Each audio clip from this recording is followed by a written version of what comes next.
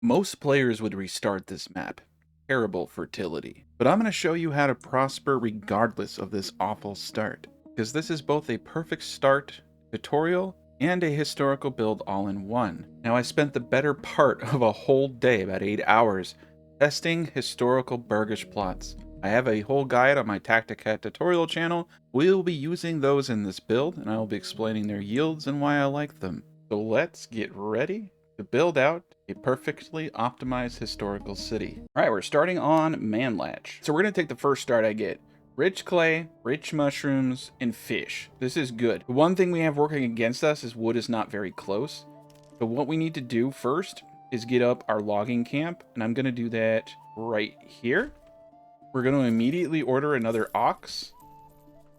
We're gonna come over here and place down that hitching post. Both this needs to be on the highest priority, this the high. And now what we want to do is center our design around our starting location. First, we want to look at farming. Now we have terrible land, but that doesn't mean we can't do anything with it. What we want to look for is where the barley field should go. Now you're not going to get any meaningful barley unless you have at least a yellow or above colored area. You don't need to start on a map like this. You can just keep re-rolling until you get proper rich land. I want to show you guys how to do this, okay? So what we want to do is find a place that has both emmer fertility and barley. You can see that they've updated it, right? Used to be typically when you had barley fertility, you had high emmer fertility. Not the case anymore. So over here is where we have the best barley and emmer fertility. So this is where I'm going to put the majority of my first fields. So we're going to actually do this. Now we're going to go with 1 Morgen plots. The reason we do 1 Morgen plots is because they're like the perfect size. The ox will plow the fields, and then people cannot sow the fields. They cannot plant seeds until the ox is done. If you go over 1.5 Morgens, you get into a situation where they're waiting so long by the time they get to seeding, there's just this massive backlog. So 1 Morgen plots have been perfect. And as you can see, they do a really good job on these small areas. So we're doing these like very wide, beefy little 1 Morgens.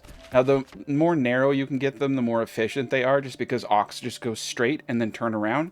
So a design like this will have more turns, which will decrease the efficiency of the ox. But in the grand scheme of things, you'll be fine. You'll be fine with this design, okay? So we have one down there, and we will have to set areas for this. We have a good thing going on over here with emmer and barley. So we're going to get another area over here, again, utilizing 1 Morgen strips. So we're going to go down and around like this. Need to start up here, actually, and we'll try to get most of this as possible. And I'll go into crop rotation and all that jazz as we progress. There you go. And then we'll take this whole area here. This one will be 1 Morgen as well. There we go. So we have a few little farmed areas. Now, we have a really cool thing going right now. You can see that we have a fishy spot here, and we have our mushrooms here. What I like to do is create kind of a little synergy action going here. I'm going to create a straight line. Now, this is going to be a planned historical city. And yes, they were planned. In fact, Burgage plots were literally designed for planned cities. And we'll get a guy going over to the mushroom here. And we'll get a guy going up into the fishies. Now, our industry area is well defined because we have clay right here. So we also have a good spot for future wood. Our logging camp, all that. This is actually a really great start. Now we have all of our wood right here, which would mean that we want to keep our first houses as close as possible in order to get our first family by April 1st. This is both the perfect start and the perfect historical city guide. I will show you how I do this. Now I'm going to show you some numbers on the screen that might scare you. Don't let them scare you. I spent a whole day figuring out the best historical plot, melding efficiency with the aesthetic of what Burgage plots were actually looking like back in this time. So the plot I'm going to show you is going to yield before your environmental bonuses. I took the environment bonus out, and this will change as you cut down trees. So currently we have a pollination affinity of 51%. Once you add the apiation affinity to this 51%, it'd be about 61%, right? But read what it says. You get 30% of the combined effects, okay? So realistically, you're looking at a little less than a 20% yield, like around 18% increase. So take that into consideration. We're going to start it off here. Now we're going to start, like all of my love stories start, with 2 corpse pits. Now the added flair, because we're using a bulk design, is to add a hunting camp to increase the length. This will give you a burgage plot that is both cheap and yields a substantial amount. Now that we've defined our parameter, we're going to delete the corpse pits and hunting camps, take our burgage plot tool, plot it all out, and bring it down to 3.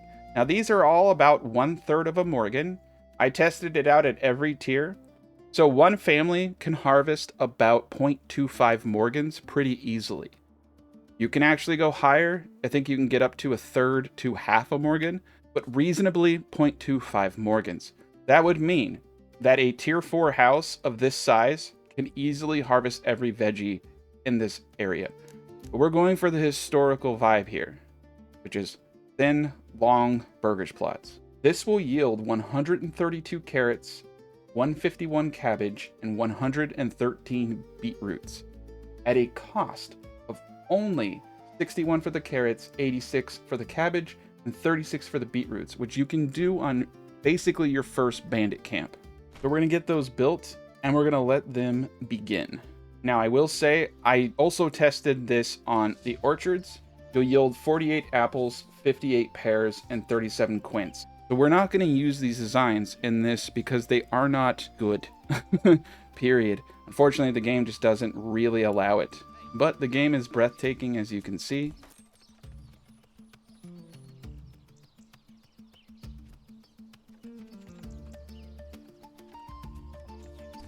Okay, now that the logging camp is up, we're going to immediately put 3 families in there and let the remaining 2 families build out the rest. We'll also need to expand these burgage plots immediately so that we have a 6th house available to recruit a new family at the beginning of April.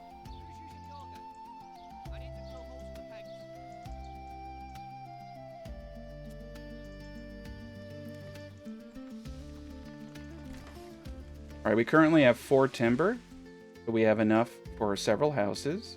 I'm going to pull 1 family out to help build these up faster.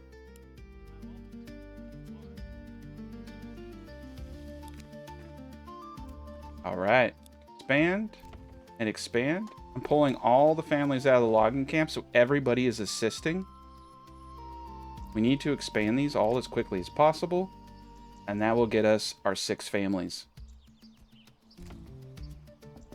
There, we did it. So March 29th, that was actually cutting it pretty close, but we got there. And if you don't get it, it's not that big of a deal. Now I'm going to tell you the best starting development point. It's kind of hands down Regensburg Guildsmen. Now, of course, you can go into detail because some of these are very situational, right? If you want cheaper animal imports and efficient farming at high elevations, of course, you would want to go with the Wheaton hinterlands, right? But in this case and scenario, I'm going to go with Regensburg Guildmen. You get increased regional wealth from burgage plot. That means you get +1 regional wealth per month for all occupied burgage plots that we have from the start. This helps you generate the first monies that you need. It also reduces burgage plot upgrade costs, making accelerating to tier 4, which is essential if you want a fully self-sufficient town that can import anything. It also reduces salt and iron import values. Now, there's an important distinction here. That's not correct. If you read the second tab, it says salt and iron slab import values. And here's the benefit of this. We do not have to import iron ore and go through the process of turning in iron slabs. We can import iron slabs at 11, which is the same cost as iron ore, allowing us to skip a whole thing in the progression chain. It's pretty amazing. So we're going to unlock this. Like I said, it's the money. And the money helps you import ale, import everything, deal. Now that we have all these built out, I'm going to come back over to the logging camp. I'm going to place 3 families in here. We need to address the biggest issue that we have, which is what we don't have, and that's food. So we're going to come over here and immediately get straight into the fishing. So we're going to get a fisherman's hut up. I'm actually going to tilt it this way because I think it looks cool, like that. And we're going to have a road running down, just like that. Perfect. Now we're going to have a granary in the mix and all of that. So what I would like to do is create a planned central area or a central hub. We'll have a church, we will have a tavern, we'll have some, celebrations. I don't know. These people are depressed. We got to do something. I mean, look at this guy. He's miserable. And he has terrible taste in clothing. We're going to remedy all of these things. So let's go back to the greatest instrument in the game. The tried and true, the corpse pit. So I'm going to want several areas to this economy. We're going to create an area that is a 6x2 right here. Okay. And then on top, we're going to have a section for our future pigs near the industrial zone. Now, pigs are one of the greatest things in the game because you get both pork and you can import salt and make sausages from pigs. I don't do chickens. I don't do goats. That you get 2 meats. It's that simple. You get 2 meats. So you can see that this center section is going to be the core of the city. And then up here is going to be the pigs of the city. The reason I use a corpse pit for this is because a corpse pit is the perfect length for a house with backyard extension. And you get that kind of urban vibe. I really dig it. So I'll just show you. We can't build them quite yet. But when we can, look at that. Perfect. So now we're going to get our road systems kind of up. I'm going to need to move and adjust the logging camp at a certain point in the future. But we're going to pull up our roads here. And we're going to pull up our roads here, leaving this side area for whatever we decide to do with it. Now, these burgage plots here are going to produce all of the veggies we need in this entire village. The central area will give us everything else that we need. But first and foremost, let's find a place for a well. So we got a good spot right here. But we need a little bit of wood. So let's let them gather a little bit of materials and get this nice and beautiful fishing hut up.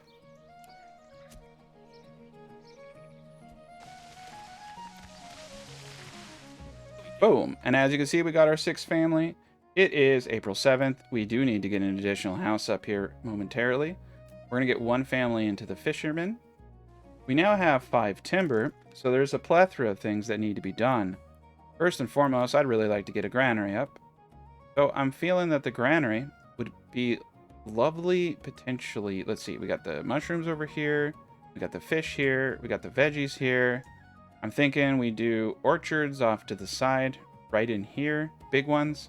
All right, so we're gonna get the granary right here, facing this way. That way I can get up to the pigs and get down here and get to the fish. This is a good spot for it. Just like that. We're gonna get a well right here next to it. So this is going to be kind of a choose your own adventure zone. And then the market, I'm going to get out right behind it. Go. And then just for me, we're going to use the farming tool to create some bushes because it looks cool. And this is something that people have been doing for years in Manor Lords. There we go. Cool. So we got our little area. Now I am going to connect this road up. I'm going to connect this road up. We're going to lose a little bit of housing. That's okay. Bingo. Okay. So let's let them get the granary, the well. And we have 2 more timber. So we're also going to get up the storehouse. And the storehouse should be wherever you're going to place the trade post. Now I think we should have a cool area. So what we're going to do is kind of go with the terrain here, right? Going to follow the clay, and we're going to do this. And this, I think, is going to be where I place the majority of my industry. The storehouse, I'd like to be in a central point. I'm going to place it right here. And then we're going to take a line underneath it.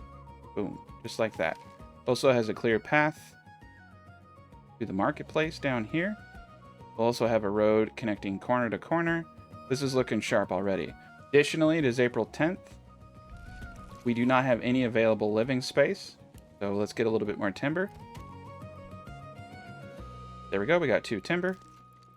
So we're going to build out our first orchard. And remember what I said. It's going to be a choose your own adventure. I'm going to move this hitching post. I'm going to move it over here. Now, we need to pick up all the supplies off the ground. So let's actually get up our first artisan house. This will be our Fletcher. This doesn't need to be anything special. And I think I'm going to place it right in here. This will be our Fletcher right here. We'll get that up. That will give us an available living space. Let's watch this all unfold.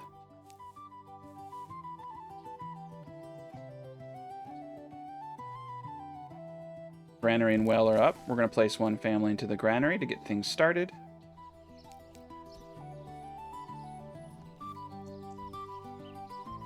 Got ourselves our Burgage plot right before the end of April. So now we have an extra available living space. And there is our storehouse, which also gives us the most important thing in the game, Spears and Shield, which gives us Spearmen. Once this hits 20, we're going to go out into the world with a bandit camp and get some money.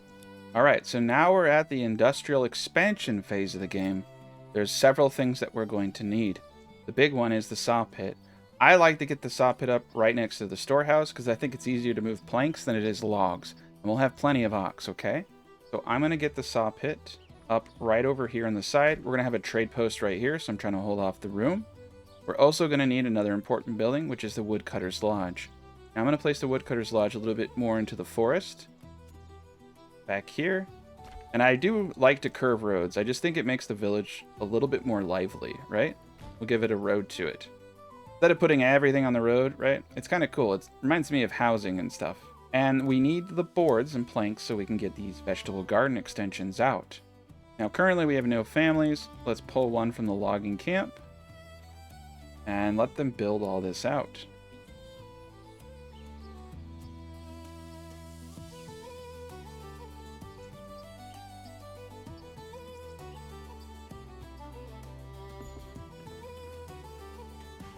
Okay, now that we got the saw pit, you can also see we got the extra family in the background.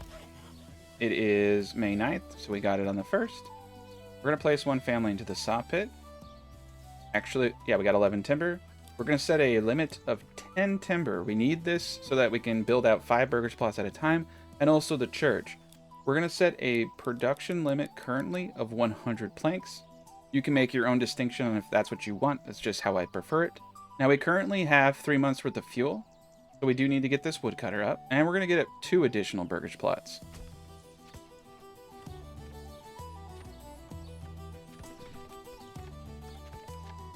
Bingo! Now we have a woodcutter's lodge. We're going to gamble just a tad bit because we have 3 months, but we will need to put someone in there relatively soon. We should also really try to get 2 food types now.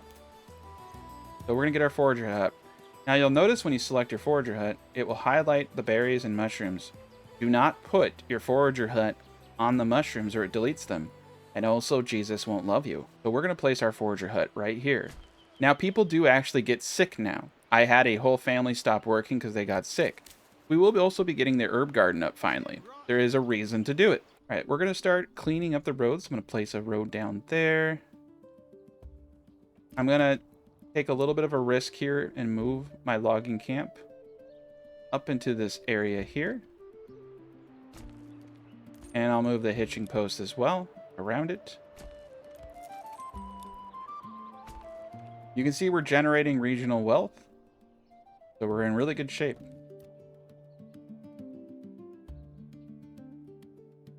Okay, we got the 2 new houses up, logging camp. Let's place 2 families over there. Now you'll notice that Ox really love following traffic laws. I've never understood it. They're sticklers for the rules. You got to admire them. So let's get some roads around everything to make sure they're moving properly. Also take this and connect it into the corner here in a nice, pleasing way. I think it should bend in like that. And then Y out. Yeah, I like it. Ys are kind of cool to incorporate in your city designs. They give it a little bit more authentic feel.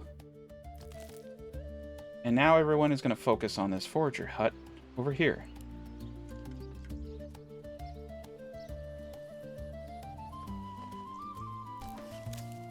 Now that the forager hut is up, I'm going to place a family in here. We are going to construct an herb garden at some point. Right now, we need money. So let's first get up all of our vegetable gardens. We had enough for 2. And once we hit 20 spear militia, we'll go out and get some cash from a bandit camp. Nice, we just got a new family member moving in. I'm going to place them into the woodcutter's lodge. Now we have someone in the saw pit. Got the storehouse up. We got the woodcutter's lodge. Got our granary up. Got 1 in the fishing hut. Got 1 in the forager hut. And we have 2 in the logging camp. All in the first year at June 8th. Sitting on 8 families with 1 additional living space there. And 6 months of food and 2 months worth of fuel. There we go. Beginning of June 18th. Looks like we got another family member already. Wow. All right, so we can actually get the beetroots going already at 36. Let's do that. That will help us out. Get another food type. So we're going to get the church up right across the street from the market. They're very religious people. There you go. We'll also have the tavern right next to it. Again, very spiritual. The game has some of the best graphics ever. And it's always ruined by, like, the lone outhouse. It's like, what a great view. Except for that one crap shack. But yes, they are hard at work. You can see that the 2 families are more than sufficient to plant an immense amount of beetroots. You can also see that I have good width on all of these fields because I made them just a little wider in the design. So we're doing great. We got the mushrooms, we got the fish, we got 2 types of food. We have a 72% approval bonus. Supposed to be aesthetically accurate, right? So in medieval towns, shops would actually center the road, centralized around a market and church area. So yes, we'll go the aesthetic way. Get all of these houses up. I'm going to prioritize one more than the other. See if we can clutch it. We only have 1 free family. I'm going to pull everyone off the logging camp. So we have 3 families assisting in the production of this house. Yeah, I got too wrapped up in the graphics. Sorry, guys. It's all right, though. It's not a big deal. Everything else was pretty flawless. But we're going to keep going. So we got a good thing going here. We got the woodcutter. We should be 1 family away from our spear militia. Another thing that I would really like to do at this point is get us immediately into trade. We're going to get the trading post up. Now, one thing I've noticed with the game is arts and things can sometimes get stuck on each other. So I always like to do a little bit of a thicker road. Make sure that none of the roads are clipping the area in front of the trade post. This is just a personal preference once again. And we're going to literally put them front to front like that. You see the 2 dots? They will just straight up come out of the storehouse and straight into the trading post. This is going to create a highly efficient environment.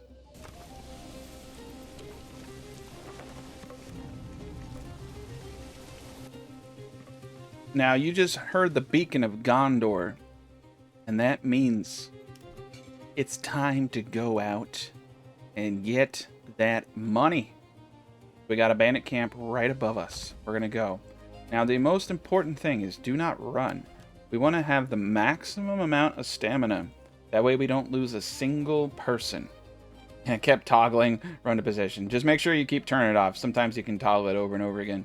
So they're a little out of... You can see here why. If you hit tab, you can see even greater detail. You can see our effectiveness is 108%. We want that as high as possible. So we're going to wait and let that effectiveness go up and our fatigue values go down. We also get a plus 90 in-home region bonus. People have been asking me, why do I fight in my own region? Because you get a plus 90 regional in-home bonus. I thought everyone knew that, but I think it's good emphasizing for those who are new. If you can fight in your region, you should. The downfall is you get a bunch of bodies, but they disappear, okay? Bodies just disappear into the earth. Now we're also going to go into stand your ground. In formation, my friends. This is going to allow us to absorb charge damage. So they're going to hit us with a charge, and if you're in stand your ground, you're going to take it. So the charge has been initiated. At this point, you want to immediately push forward, and you want to lay down the law, so to speak.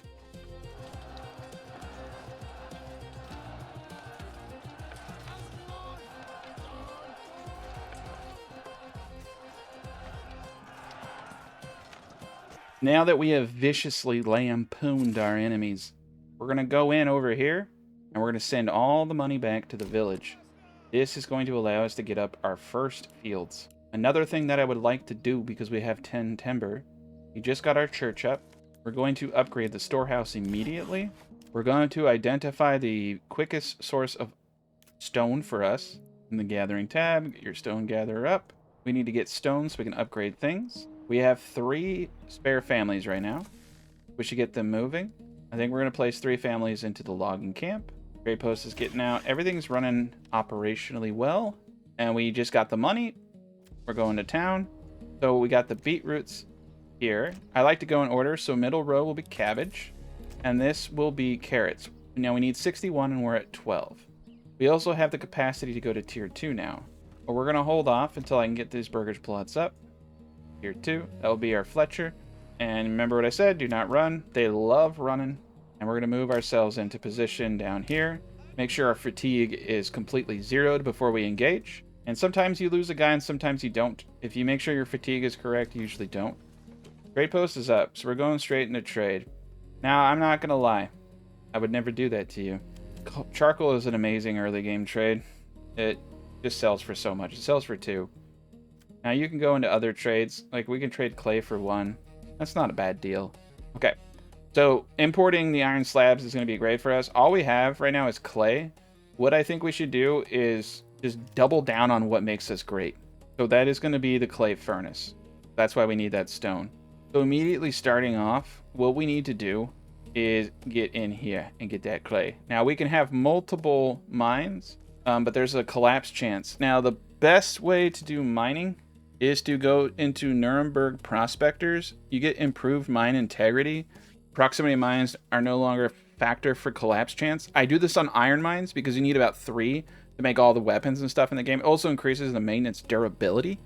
Now for this, we are not going to need it. I'm going to be able to use 1 mine to produce more clay tiles than I can possibly sell. With that said, we are going to trade out firewood. We're going to import tools at some point. We're not wealthy enough to do that yet. We're going to export any mushrooms over 100. Now we're not going to buy a route. Now buying an established trade route sends a horsey from off-site that can carry 50. Now if you don't do this, you will randomly get people who come in and can trade 10 at a time. So we're going to trade basically anything over 100 and we'll get some light money from that. Charcoal is also just kind of, like, honestly, one of the best trade items in the game. So we have a few things. We're going to do clay and we're going to do charcoal. And what's great is all of this is going to come out of 1 storehouse straight into the trade post. It's going to be a beautiful synergy. We're going to make a lot of money. Now we have our spear militia moving into formation. Remember to leave them on stand your ground to absorb that charge damage. All right, here comes the enemy. I do have a little bit of stamina drain, which means we might have a fatality. Hold position, let them smack into you. Now push out. All right, we did lose. Oof, we lost 2 people. That's okay. Let's get the bandit camp and let's put it in the town. Now we're going to run back. Yeah, usually I don't lose 2 people on that, but the game has definitely been changing how they do things. And you see we got some of our stolen goods back flashed up in the top. All right, but we got that delicious carrot money, and that carrot money is important. Now we're also going to build out some more hitching posts around our logging camp. Let's upgrade these 2 hitching posts to stables. Let's also get a hitching post out next to the trade shop so that we can get horses. And once these are up, okay, cool. Let's order another ox. Mining camp is up. Let's get some clay. Our other person we're going to place into the stone gatherer. And let's get these gents back to work. Expand a unit. All right, so we got all 3 veggies up now, and they're going to yield more than enough. Next thing I want to do is start plotting out the fruits. So we're going to use the same concept, but what we're going to do is 6 of these at the same length. And I'm going to angle them so that they look kind of cool. This is what I want. I want an angle.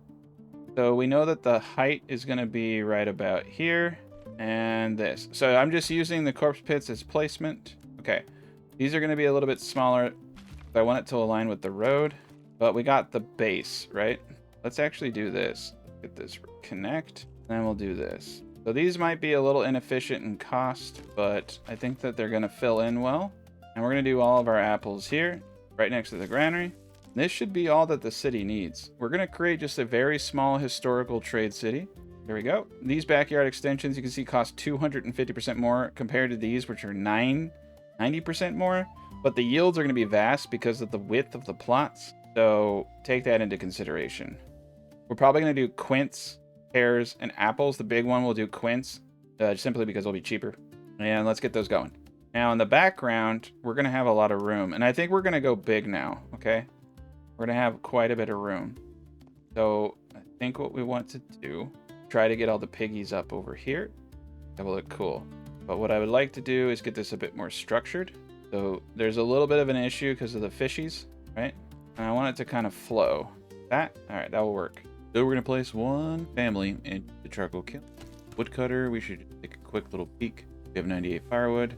Now what we're actually going to do is stop trading firewood as soon as we have enough money, which we do.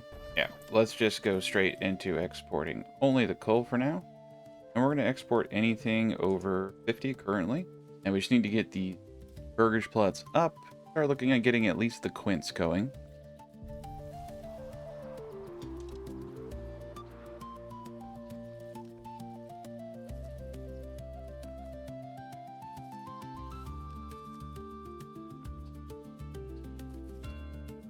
All right.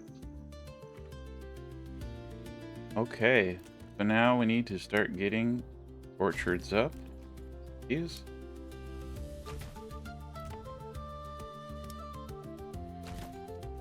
We have 2 free families, so we should try to find something good for them.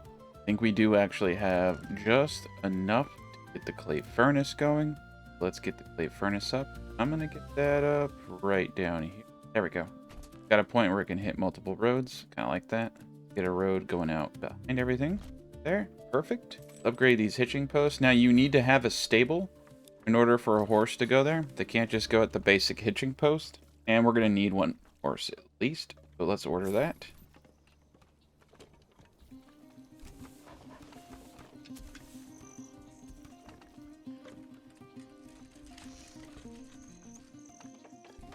And there we are. Have a clay furnace. Get 1 family in there. We're not going to set any kind of limitation. And what we want to do is just trade all of these. We'll be in the construction. And we're going to export all of them after 30. And we're going to buy that trade route. Get it going, okay? Now we have our money makers. Have charcoal. We have clay tiles. Should be in good shape. Peek at the clay furnace. Good job. Now one thing we're going to need to do since we're not making tools is I'm just going to set a base import up to 10 tools right now. We don't need to buy a trade route. Like I said, we'll have a guy who will come and will buy 10 or sell us 10 at a time. So we'll be fine. Now as we get more burgage plots, we do need to eye our markets. All of these can be expanded. So let's expand all of these. We're going to upgrade this burgage plot here to a tier 2 and make that a Fletcher. Start training bowmen. I'm actually going to dial this down to 2 people in the logging camp. Let's get 2 people in the mining pit. We will increase this at some point in the future, just not quite yet. My next goal, and I'm actually thinking that this might be better. Let's get some sheep. Getting on this as fast as possible is incredibly important. We're going to be making clothing, and we're going to be making mutton from it. You only need 30 sheep, all right, to hit the maximum of 62 offspring a year. 50 sheep is more than you would ever need. Honestly, 30 is fine for a small town. Okay, so we're actually going to clean this area up. And what I'd like to do is get a proper road like that. We're going to get our sheep farm facing inward, such. Have this road come out right here. And we only need enough space for 30 sheep. That's all you need to get the maximum offspring. So leave a room for around 2. And we will be butchering them. On the sides, we're just going to do some spacing. That was 20 there. And that's another 20 there. So that's 40 altogether, which is more than enough. And they should do a relatively good job here. Start off. And we're going to do a field back here for some... I feel like we need something. There we go. That makes it just look a little bit nicer. Get this built up.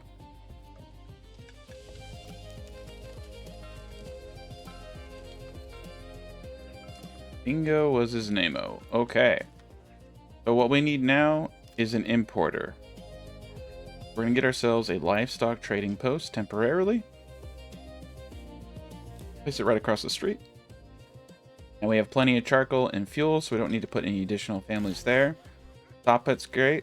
I am a little worried that we're going to need an additional storehouse worker and an additional granary worker. We're also going to upgrade to a large granary at this point. That will provide more carts for more workers, and it will lower the spoilage rates.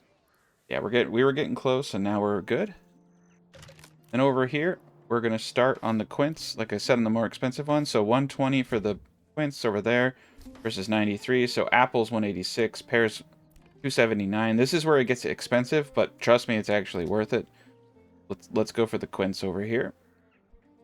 We need a little bit of cash. We have 3 months worth of food. We should get a good harvest over here. Plenty of fish, and we have plenty of mushrooms, so I think we're going to be in good shape. Now that we can get several other things going, though, let's take a gander over here and then start working on the future for the tavern. So there are 3 things we're going to need: a brewer, a malt house, and the tavern itself. So I think that the small tavern should be placed right here behind the church. Malt house likely would have smelled pretty bad, so we're going to place it back here in the pig area where it would have smelled anyway. And this won't be too far from the brewer. These are the inefficiencies that you take when you build an authentic city. Now the brewer, we're going to place right here. Perfect. And we actually have a lot of living space right back here. I don't know if we can use all of it. Yeah, not all of it's good enough. So let's actually place several houses back here. There we go. Speed that up. Granary is up. Our livestock trader is up. So we're going to start importing sheep. And we're going to want 4. And we'll let them start breeding in the background.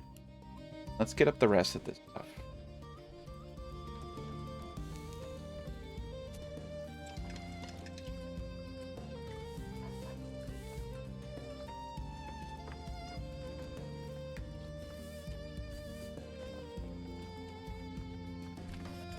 There we go. Got the tavern, 2 houses.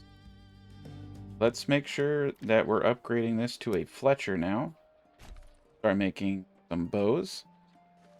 We are now trading charcoal. That should help us reach our goals. I think we're going to have a good flow of food coming in. It is February, so we're going to have a harvest here soon. We can see that our little area over here is coming along very nicely. The town itself looking incredibly dialed in. Good. This well we need to upgrade to a stone so it can hit 50 burgage plots. That's really important. You can just spam the wells. They'll they will replenish the thirst of up to 10 burgage plots, but stone will do 50. For that reason, the small tavern should also be upgraded. Now we're running out of food, which is never good. But I have a feeling we're going to be okay. Now we need to place 1 family into the livestock trading post in order to get those sheep. And we'll place 1 into the sheep farm. Additionally, we're going to want to start thinking about the future. So this will most likely be our weaver. We'll kind of intermix pig with industry over here and have another pig section. We're definitely going to need it. So let's get a weaver's workshop up right here. Give a little bit of a road. Go. Perfect. For that 228 regional wealth. So we're going to get the quince going. So now we need to focus on getting all of our pears and apples planted. Otherwise, we're going to be in bad shape a couple years from now. Now, the cool thing about beetroots is they yield about 4 times a year. So if you're having issues like with seasonality in food, beetroots are your champion.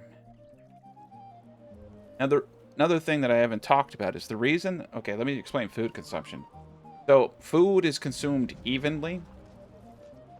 So, all the veggies are... Like, if I need 15 consumption and I have 3 different types of veggies, it will eat from all 5. Now, I also have fish. Now, I also have this. So, all your food... Basically, take your families divided by food types, and that's how much it's going to eat evenly throughout all of those. Now, your marketplace... and your food variety bonuses that you get to get your approval ratings up so you can get taxes and passive income for burgage plots. It's an entirely different calculation, and if you don't meet the requirements, you won't get the full bonus. So there's a huge advantage into having as many things as possible. Those 3 so instead of consuming, say all I had was pork, and carrots, right? And I needed to consume 10. I had 10 families, and they consumed 10 food in that 1 month. That's what they consume. Families consume 1 food per month. It would consume 5 pork and 5 carrots. Now, if I have 3 different vegetables, 3 different fruits, and I have the 2 grains, right? That's 8. And then I have pork, and I also have mutton. That's 10 different food types. It's going to consume 1 of each, which means I have more pork, which means I'm able to hit my tier 2 requirements easier because I'm not going through those food sources. So producing all the veggies, producing all the fruits, producing everything makes it easier to maintain those happiness bonuses because you're not consuming large quantities of 1 or 2 foods. So you're thinking, I'm going to make a bunch of carrots and I'm just going to eat carrots. That's a really bad play. You're not going to be able to keep up anything. Okay, so we're going to cap our warbow production at 40. And now we can get our archers going. And if you're interested in food mechanics, you should check out Tacticat tutorials. I have entire guides. I have about a 20-minute guide talking about where they go to consume food. How, like, I could sit here and talk to you guys for 20 freaking minutes about food consumption mechanics and all that. But just to keep it as simple as possible, the more food types you produce, the better. Essentially that. It'll make it easier to maintain your high... Ooh, we got ourselves some bandits. Sorry. It will make it easier to maintain your marketplace variety bonuses. Okay? Malt house is up, so we will be getting into all that at some point. So the ruler is coming, and here is actually another point. He is going out to take out this bandit camp and or conquer land. Now, if you want to slow the lord down, you'll get influence points every time you destroy a bandit camp. So if you don't destroy the bandit camp, he gets those points, which allows him to take over areas faster. So if you want to slow him down, you need to be on top of every single bandit camp that's coming up, making sure you are the first person to attack the camp. Now you can time it for when he arrives that you hit them first, and then you lead the bandits straight into him. All right, so we're gonna get in position 2 by 2. The best way to do it. Get our archers into position. Make sure that we're in stand your ground. And we're gonna start inching our way towards the bandit camp to try to proc it. All right, they came out out of nowhere on me. We're gonna use shoot at will. I actually didn't see them moving up on me. We're gonna use shoot at will, and we're gonna rush. We're gonna push out. Now, shoot at will at point blank range is really gonna mess them up, as you can see right now. There we go. Let the volley off. They got peppered a little bit. They got one down. This is where archers shine against unarmed targets and shooting them from behind. You can actually take out armored targets if you can get behind on them. But if you're using archers and you're doing frontal assaults and you're saying archers suck, it's because you're not using them correctly. Archers don't suck. They just aren't that good. But you can destroy any army with archers if you can get behind them. The armored targets are a little harder. I've actually, in the past, done a thing. We're going to send the money to the town. What I did before is I took a bunch of archers and I just Zoidberg kited everything around. And I've taken out armored units, no problem. I've taken out lord armies, no problem. It's just a lot of work. It's kind of tedious. So we're going to get everyone back. And let's put another family into trade. Buy another horse. I know it's an investment, but it's okay. Let's get these people back to work.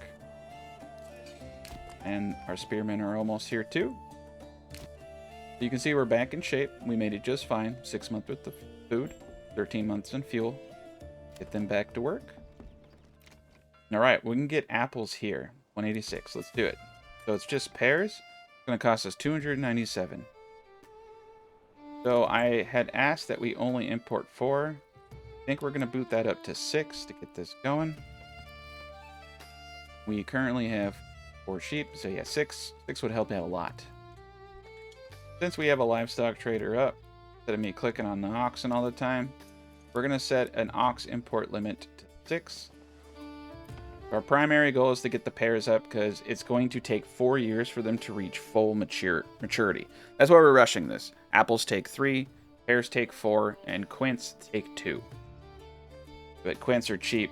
That's why we bought them over here. So we should actually see some good stuff.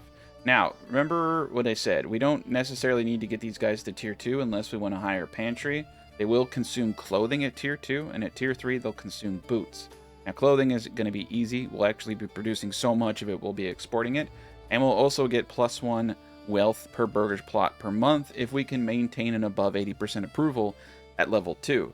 For level 3 and level 4 passive income, you just need to be a bit over, I think, 70%, 60%-ish. We'll also get +2 monthly migration at 80%. If we can hit over 90%, we'll even get passive influence gain, which will allow us to take other regions if we so desire. Right now, I'm going to focus on the one city setup, so we're not going to go into all that. This burgage plot back here and this one, I want to upgrade ASAP. This guy back here, if I can, I will. Yeah, this is going to be a tailor, so let's get that up. 6 sheep, perfect. There we go, 230. We're getting really close. Just 60 more and we have our monies. Now, during the fish mating season, you actually need multiple families in order to get it all. It will take 50% of the current population and tack it on from March, April, and May. In each of the months, 50%. So if you want to get all the fish you can, you're going to need more than one family. And the pantry, if it gets full, they'll stop fishing. So therein lies the problem. Same thing with mushrooms. Same exact thing. You need basically multiples of these in order to get your max yield. So you can put 2 families in a fishing hut, but the problem you'll run into is the pantry will quickly get full, and you'll be waiting on the granary worker to empty it before they can get back to work. The solution is easy. 1 family, multiple huts. So we're going to place a fisherman over there, and we're going to place an additional forager over here, making sure not to touch mushrooms. I really need Jesus to like me, so we're not going to do that. And we need to construct now an herb garden, because we can. I probably should have got the pears up first. I got greedy. That's okay. We're just going to do the herb garden on 1. We're going to place 2 families in the forager hut. Now, I will say, if you want to micromanage, it's wise, but it's also very tedious. So I prefer just to designate the families there forever. Their forever home, and let's get those pairs up. Now, I do actually like to get all of my burgage plots that farm to tier 2. Again, for the issue I described, 37. Now remember, these can all yield 100, alright? So, if the granary worker's not fast enough, they will stop basically harvesting if their pantries are full. So let's get these all upgraded here. In fact, let's upgrade all the houses. We're going to have plenty of clothing, and if we can get it an 80%, we're going to be great. Now, we want to start thinking about getting a manor up, so we can start taxing. So we have enough materials. Now, where I place my manor, honestly, I think placing it down here is great. And if we have the material, we'll get the garrison tower. This will allow us up to 24 retinue. Let's just build that out. We no longer need the stone gatherer's hut, so we're going to destroy that. With that said, you want to make sure that you have plenty of raw stone coming in for all the upgrades. A lot of things require it. So over here in trade, rubble stone, we're going to import to make sure that we always have 10. Right now we have 47, we don't need to worry. But it's just good to do that so you don't have to think about it in the background. So we have enough to export mushrooms. And until they patch trade, the 1 trade post still is optimal. That is because if you have 2 trade posts, one has 5, one has 45, it will go to one or the other. And if it goes to the one with 5 coal, it will buy that 5 coal and leave. So that is the issue. We can't isolate what trade goods are sold at where. So you get partial sale issues. I'm hoping that they fix this at some point, but right now it doesn't work the way you would hope. And 1 trade post just tends to generate the most amount of regional wealth. It just does. Alright, we're getting a bunch of tier 2 burgage plots up now. Interestingly enough, I think we can actually get plots going up this way over here. Enough goods. So I think it is time to go back to 3. And I think we also need to invest heavily into a forester because we're really... yeah, we've done a number. So let's get a forester right here. And let's upgrade the hitching post here. Small stables. I'm going to order another ox because I'm impatient. I want as many as possible. We have a lot to do. Now, we don't need to do a deep core mine until we're at close to, you know, like 100 over here.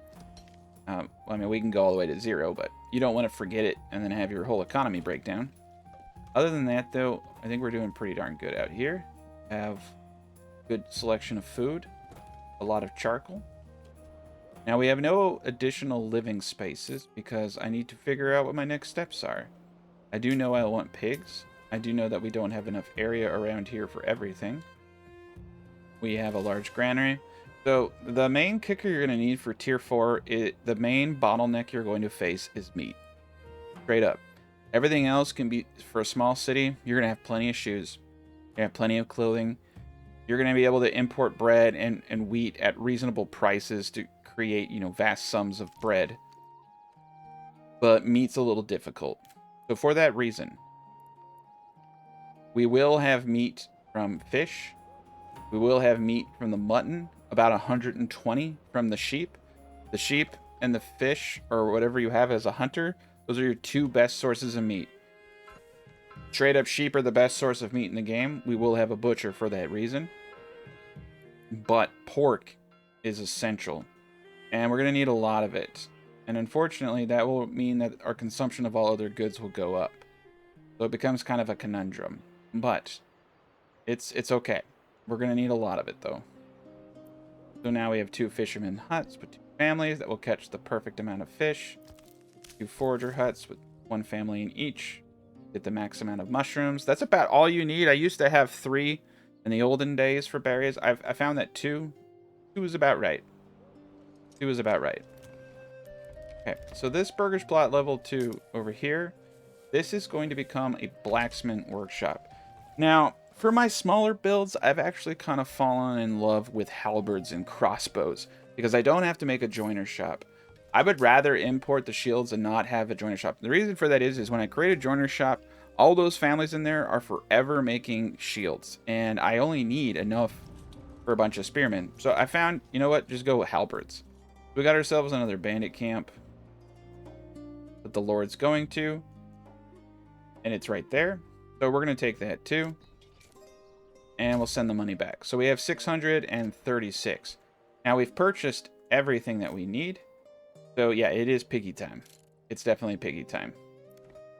Now that we have an absurd amount of wealth, we can also now start doing what I talked about, which is importing iron slabs. Now, the one advantage to importing iron ore is you don't technically need to buy a trade route.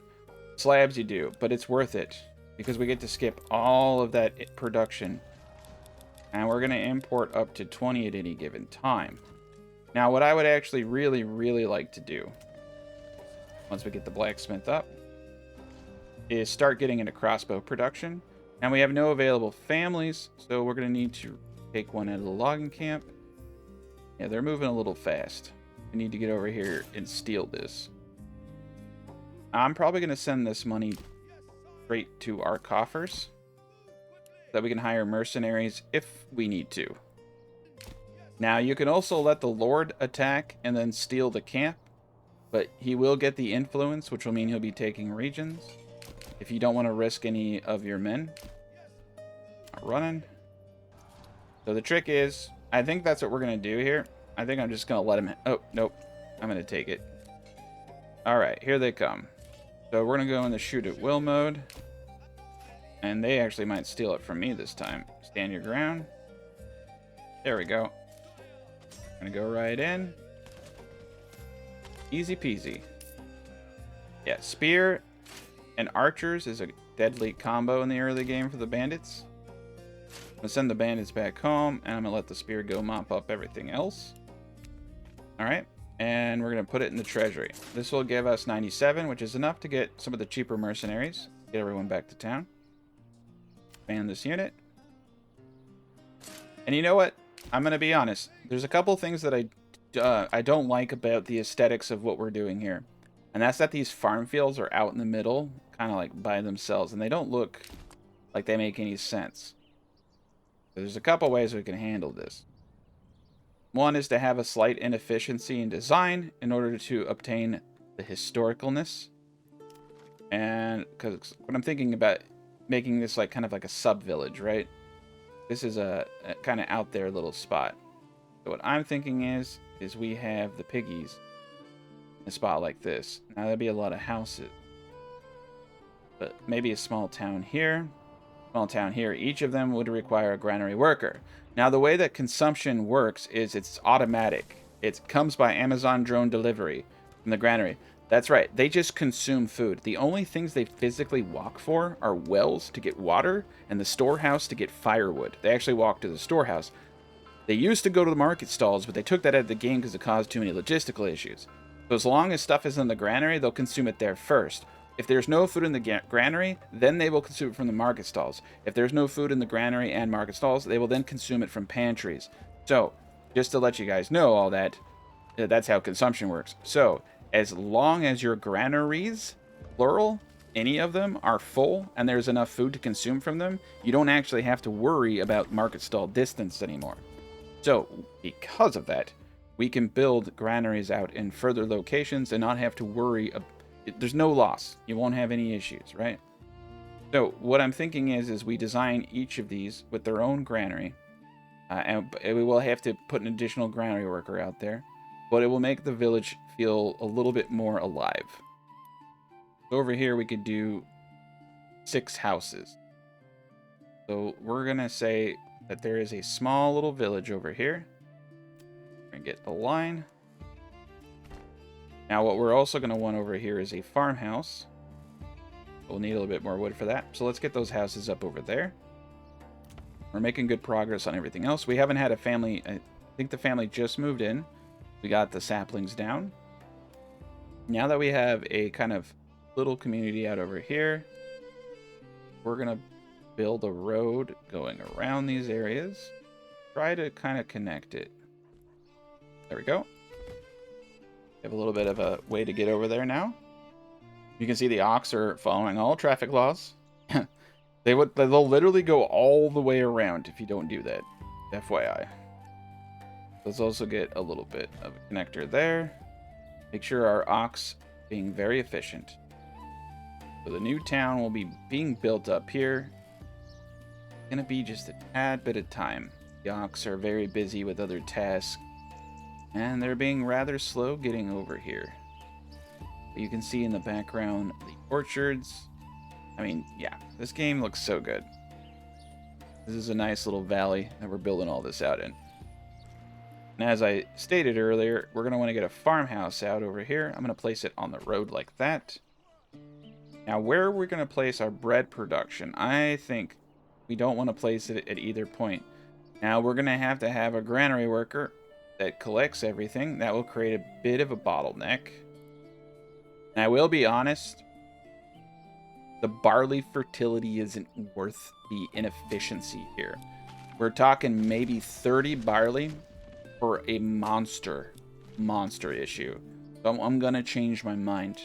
And what we're actually gonna go for is instead one central little farming town. I like to get as much resources as possible, but I can just see now in my head how futile it is. So we got good fertility values around here, all right? Especially over here. So rye is good everywhere. Pretty much same situation with emmer, but these are looking like the best. So what we're gonna do is pop this up. Now we only have to have one, little town. Now, these aren't going to be good. They're not going to be ones. So let me actually think about this, how I want this to look. We're going to do long strips so I can kind of show you. So these long 1 Morgen strips are going to be a little bit more efficient, bulky 1 Morgen strips. It's best to not import what you don't have to import. So if we don't have to import any kind of wheat, that would be great. There we go. And we're actually, so emmer and rye share the same fertility. You don't want to grow them back to back. So we're going to have a lot of fields that aren't having anything happen on them. And it's going to make it look like this farming is bigger than it is. But simply, we're just going to be utilizing our terrain to the best of our ability. 0.7 Morgens. Let's actually destroy this one. Right, yeah, this is great. Now, wheat bread, when we get a tier 3 bakery, which we're going to do over here, will produce 4 bread per flour, whereas rye will produce 2. But rye has much higher fertility, so you can kind of get the gist of it. I think for this guy, we'll do this, 0.8. There we go. Now we have what is a somewhat okay farm, and we're going to trace it out. And this is about as far as we're going to go here. I do like that we have the pigs over here. I think it will give some purpose to the granary. Let's trace out all of this with the road. There we go. Getting it all up. And there we are. It all comes together. And then we're going to connect this point in here, kind of like a Y. There we are. I'm liking it. And we're really only going to need the 1 farmhouse. That's all we're going to need. Now that we've done this, we can get up a granary. I'll pause the game real quick. And I'm going to do something a little interesting here. We're going to do a little V with our granary. We'll give it easier access. There we go. Slant it like that. Make the rows a little thicker. There we are. All right, a little bit of a crossroad area here. You put some kind of shrine in between. Yeah, a little shrine action right there. Perfect. So now we have our granary. And the second thing I want to do is get up a windmill right outside. And we're going to need 2 bakeries. So let's start designing this area. I'm going to have a little loop-de-loop around this. Like that. I'm thinking some lakeside bakeries. Get 1. There we go. We got 1. Get 2 here. And we should fill this area in with as many houses as possible. I'm going to put some fields in here just because I have dead space that I don't know what to do with, and I want it to look cool. Look more farmy. And the best way to know if that messed up the windmill is to demolish it and reset it. We'll just make sure we're not causing any issues. So yeah, windmill efficiency 100%. I know people are going to be asking about that. That's why I'm resetting it. 100%, okay? We have a 100% efficiency. Perfect. Now we got ourselves a little farm area. So we got the granary right here. Got the back area. And then this is perfect back here for the piggies. Now, they will need to be close to their work sites, right? But I kind of feel like we actually have enough houses here for what we're going to be doing. I don't want to put too many people over here. I want them to be close enough to their work site. So what I'm going to do is actually get rid of this road. And now we're close enough to this granary that it can help with the pigs. We're going to get the perfect little corpse pit area here. Get the road up. Get the road down. Complete things. Wind it up. We're going to pop it out just like this. This will be the pigs. All the pigs. I'm going to delete this top road now. There we go. Actually, no, let's use this road. And then connect it here. There we go. Now it loops. Alright, so we have kind of like an organic looking setup now. So the goal from here on out, protect ourselves from bandits and the Lord, and get every single house to tier 4. And we can do it. Alright, we no longer need a livestock trader. Extra family there. We need to get a family into the forester before things get a little too dire. We have fire camp, everybody kind of in this one area. We'll get that going. And I'm just going to let the Lord have the bandit camps now. It just becomes so tedious to keep up with. We have a lot of money, which means we can start taxing. Now, the reason that they're not getting those houses up is because they're down here building up the manor. If we want to get everything done faster, the bandits are here. If we want to get everything done faster, what we need to do is get some more families available. Now, it's possible that the Lord's army... Yeah, so the Lord's army is actually moving to intercept the bandits. This happens about 1/3 of the time on your first raid. He's usually out and about fighting. Now, not always, mind you, but pretty often. And he's going to pepper the heck out of them. I may not even have to fight. Yeah, he's got his archers in a way. He's going to break them both. So we don't need to do anything. Cool. But he is taking another region. Let's disband and go back to work. You can see we are doing great on food. Fuel, not so much. So our population is rising. We're having more plots. We're going to set... Now charcoal's trading at 1. We're going to do no trade for just a tad bit of time. But let's set our export limits now to 150. Trade. We're getting a little bit harder. It's a little bit harder to get firewood. Let's just get a baseline. Now you notice we have 16 houses being built. As we get to tier 3, we'll get an additional family. As we get to tier 4, we'll get an additional family. So we're going to have more families than we know what to do with. But they'll be generating enough revenue that we can import barley. Right now, we're not trying to produce enough barley for this city. That's impossible. We're just trying to offset our costs. Now, the smart play is to find a land with good fertility and import it there. It's cheaper, but I'm going to show you that you don't even need to do that. You will have more than enough money. All right, so the next step is getting the manor up. Looks like we're bringing in the last of the rocks right now. So they're only bringing one at a time. So 2 more rocks and we got this. Oh, there we go. They're starting to build it.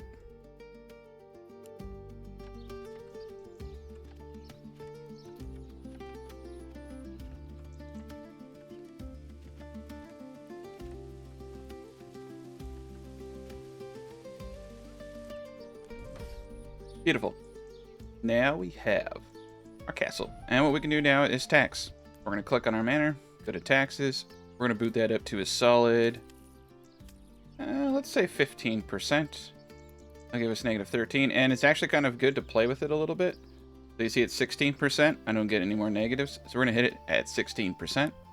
That's going to take 16% of our regional wealth. So if you don't have regional wealth, like, there's no point in taxing.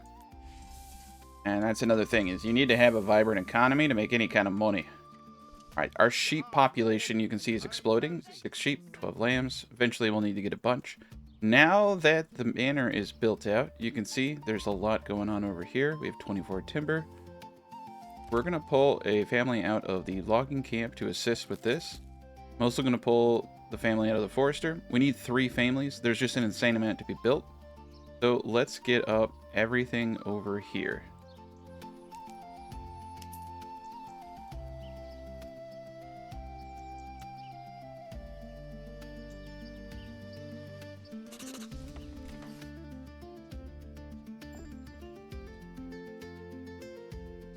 Beautiful. All right, so we got up our little satellite community over here. So let's go back and replace the family into the logging camp and the forester hut. Now we have 3 additional families, an insane amount of living spaces being moved into. We need to purchase a plowing station. And one thing that I forgot to incorporate into the design was additional hitching posts. So we're just going to need 1 over here for the ox. We're going to get that up. We're also going to place 1 family into this granary and then upgrade it. We'll allow it to have a market stall, like I said. As long as there's an abundance of food, they won't have to replenish the market stall. And it's not that long of a jaunt, to be quite honest. It's just down the street. But I will say that it would be wise to have an additional route.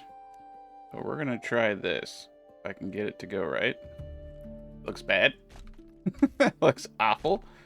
Let's go from this side first. Okay, I want it to split off. Look a little natural. There we go.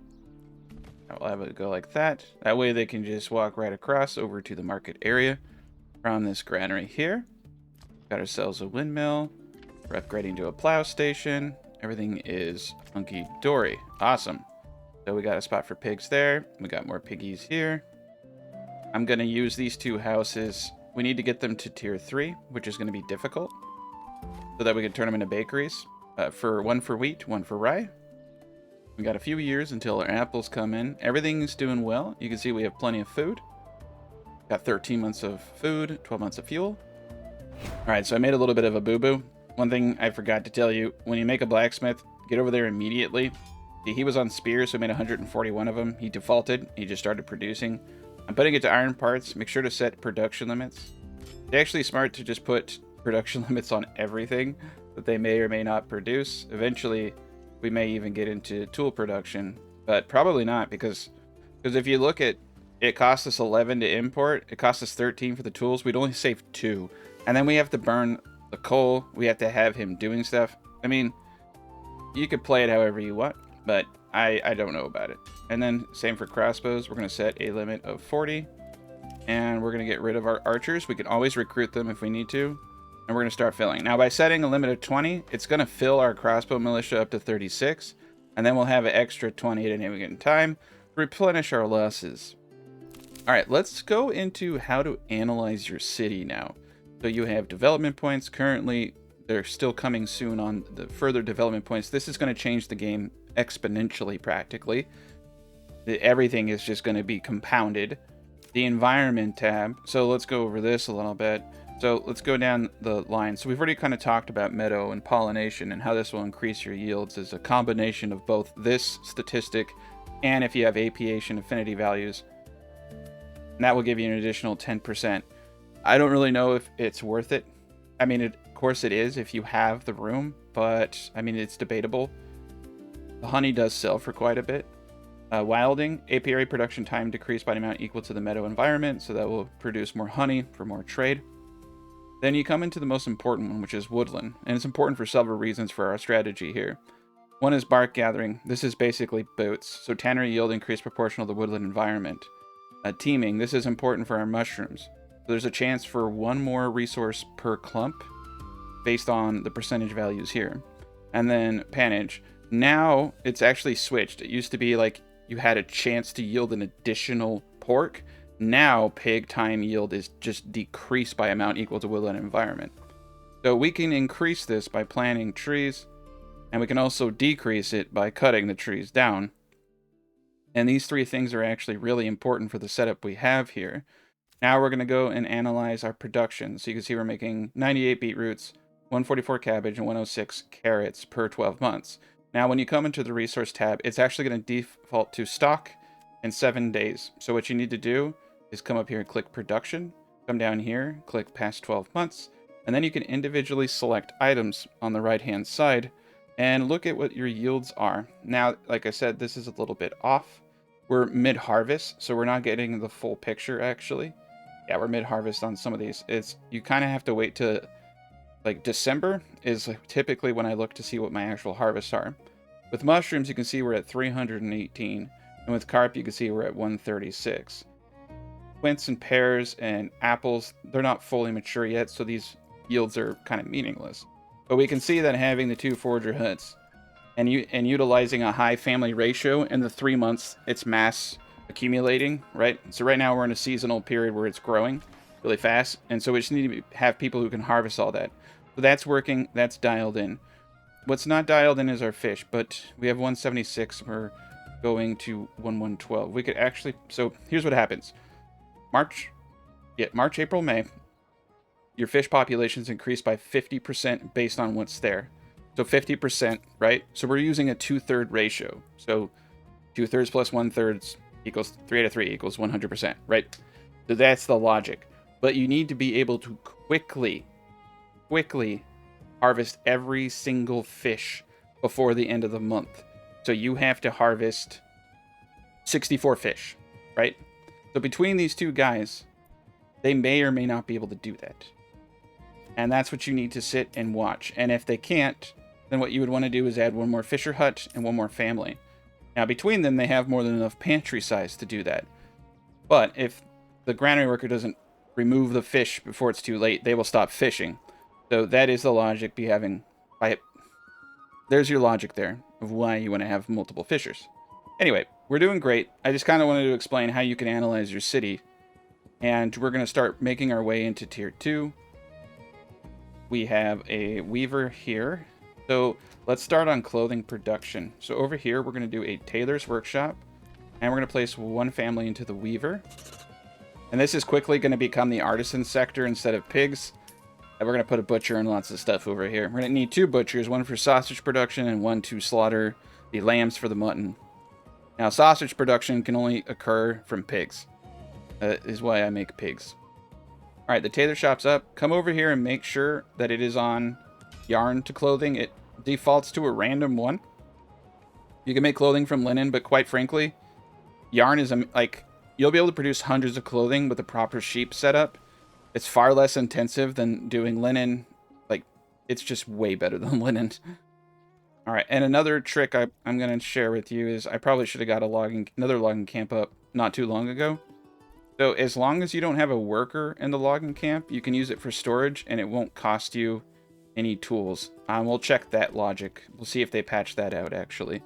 But yeah, so you can, the only thing that can store a log is another logging camp. As long as you don't put anyone in there, you're not going to be wasting tools. All right, and we know for a fact every single person over here is going to be a piggy. So let's get all these up. It's 4 boards to get the pins out. So I want to do it now while we don't have consumption of boards, because once we start upgrading houses, we're going to need a lot of boards. There we go. All right, we have a really good thing going. I am going to say over here, the large granary over here, I do not want them gathering a lot of stuff. Let's pause the game real quick. So, do I want them gathering fish? I say okay. Yeah, we'll go with the carp, right? The breads, for sure, they're going to be gathering over here. And pork. All of the crafting materials are fine. All the commodities, no. Okay for... Yeah, and not malt. That will be produced in the other area. Yeah, the flowers and everything are fine because we're going to be doing a lot of that there. No herbs. So just the stuff that's in this general area is what I want them focused on. That way they're not running all the way over here to help out. And vice versa, right?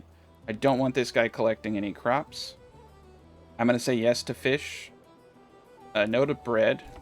Hold on a tick. Come back over here. Yeah, so we got the breads. Got the crops. Okay, pork. I want him collecting pork as well, though, because he might need help. Yeah, so none of the breads. None of the crafting materials outside of malt. And the commodities are fine, too. All right, that's perfect. And he can also do honey. I don't know if we're going to do any of it, though. Okay, I feel good with this. Now we'll just help them to focus on their own areas and not get sidetracked. All right, and these houses over here can be upgraded. So we're going to upgrade every single house we can. You can see it's 1 log and 3 boards. That's what I was saying. We're going to go through our boards pretty quick when we start upgrading. And we're going to start getting pigs. Now, we don't have families in here, but that's fine. We have a lot of money, and I want to get the pigs going. And as you can see, we got a crossbow army. And we're just importing iron slabs. Getting crossbows is the most critical thing you can do for your military. 1 crossbow unit will decimate so many forces. All you need is just your retinue and crossbows, and you can pretty much take out anything. Now you can see we have 797 in our treasury. We want to keep a little bit for hiring mercenaries, because you can take the Lord on with mercenaries easy. So I like to keep 200, and we're just going to recruit until we have about 2. Because you do need you need enough money to recruit the mercenary and then pay it on a monthly basis. You don't want to run out. In the middle of battle, you can't pay them, and then you're in a tough spot. All right, and over here. So anything we can upgrade, we're going to. And let's see. We have enough, but right now we need clothing. And so we're going to start producing that shortly. I have so many spears. It makes me sad. I wasted so much money on those spears. We got a good chunk of clay. We got 70 clay. We could start trading raw clay, but I'm not going to do that. We have another family. Let's place another family into the furnace, and we'll get more tiles produced. Now we have 3 families. So here's the deal. We need to get into our farming eventually. I'm going to need quite a bit of families. I'm going to hold off. We're going to need quite a bit.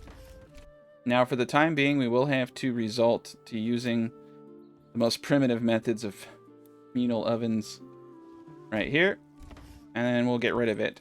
So over here, we want to get another ox, upgrade that to a stable, and because we are going to assign livestock to this. Let's see how many ox we have. We have 8. Not bad. Well, we can start getting out our basic area. So here's our emmer fertility, right? Here's our rye fertility. So emmer is best here. So we're going to be alternating things, right? And barley is best. Oof. It looks like it almost changed. So the only plots that are going to grow barley are these guys. So this is going to be a little weird. Let's stop for a second. All right, so I think we're going to do barley and wheat on these guys. So what I'm going to do here, you can see that this is the best place for wheat. So we're going to do wheat and barley, and we're going to alternate it. Wheat, barley in the second, and that's what we're going to do here, wheat and barley. Now again, I don't expect us to be able to maintain our alcohol production locally. This is just purely to reduce our cost. So we got those three. So for rye, you can see this is the best place for rye. It's an absolutely terrible place for barley. And here's the problem with crop rotations. Wheat and rye share the same fertility values. So fortunately, we're just going to grow the one crop out of an abundance of caution for our fertility values. Now, you could grow flax, but it's like, 27%. Actually, barley at 27. Let's see. We can add barley at a future point if we want to. You might get like 10 or 12. And if we have the population for it, that's cool. But so one of these fields will be active per year. 2 of these fields will be active per year. And then up here, if we go to Emmer fertility, they're pretty much all the same, except for this guy has a little slab. Now, we have a full thing of rye.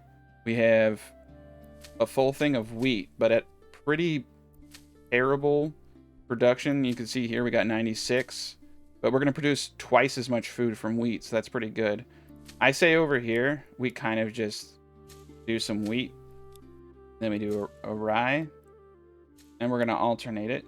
And I'm going to say, because our production's so bad on wheat, we do another wheat. And that's going to be all she wrote. So 1, 1, 2, which means we're going to have 4 fields. So per Morgen, you want to assign about 1 family. So we're going to need every year around 4 families.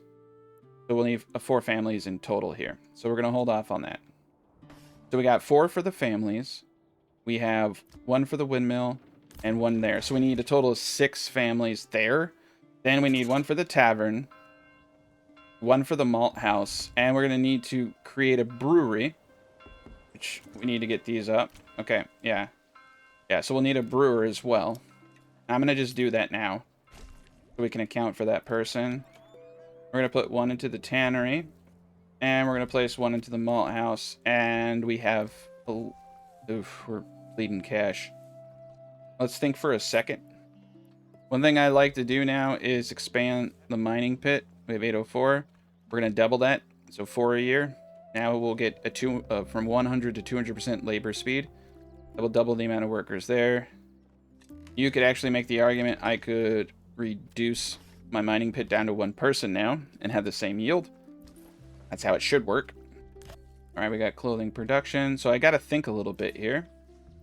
Yeah, we are exporting mushrooms over 100. That's been beneficial. We got a lot of cabbages. We could start trading those, but we'll eventually run into issues. Herbs, we can export, but that's not good enough.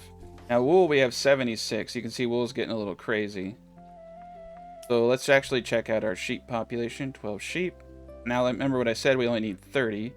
I'm going to wait until we have 30 sheep to get the butcher up. Malt house is going. Okay. So what I want to do is just start importing barley up to 20. So if I don't have barley, they will import it. We're going to buy a trade route. It is rather expensive. That's just the way the cookie crumbles sometimes.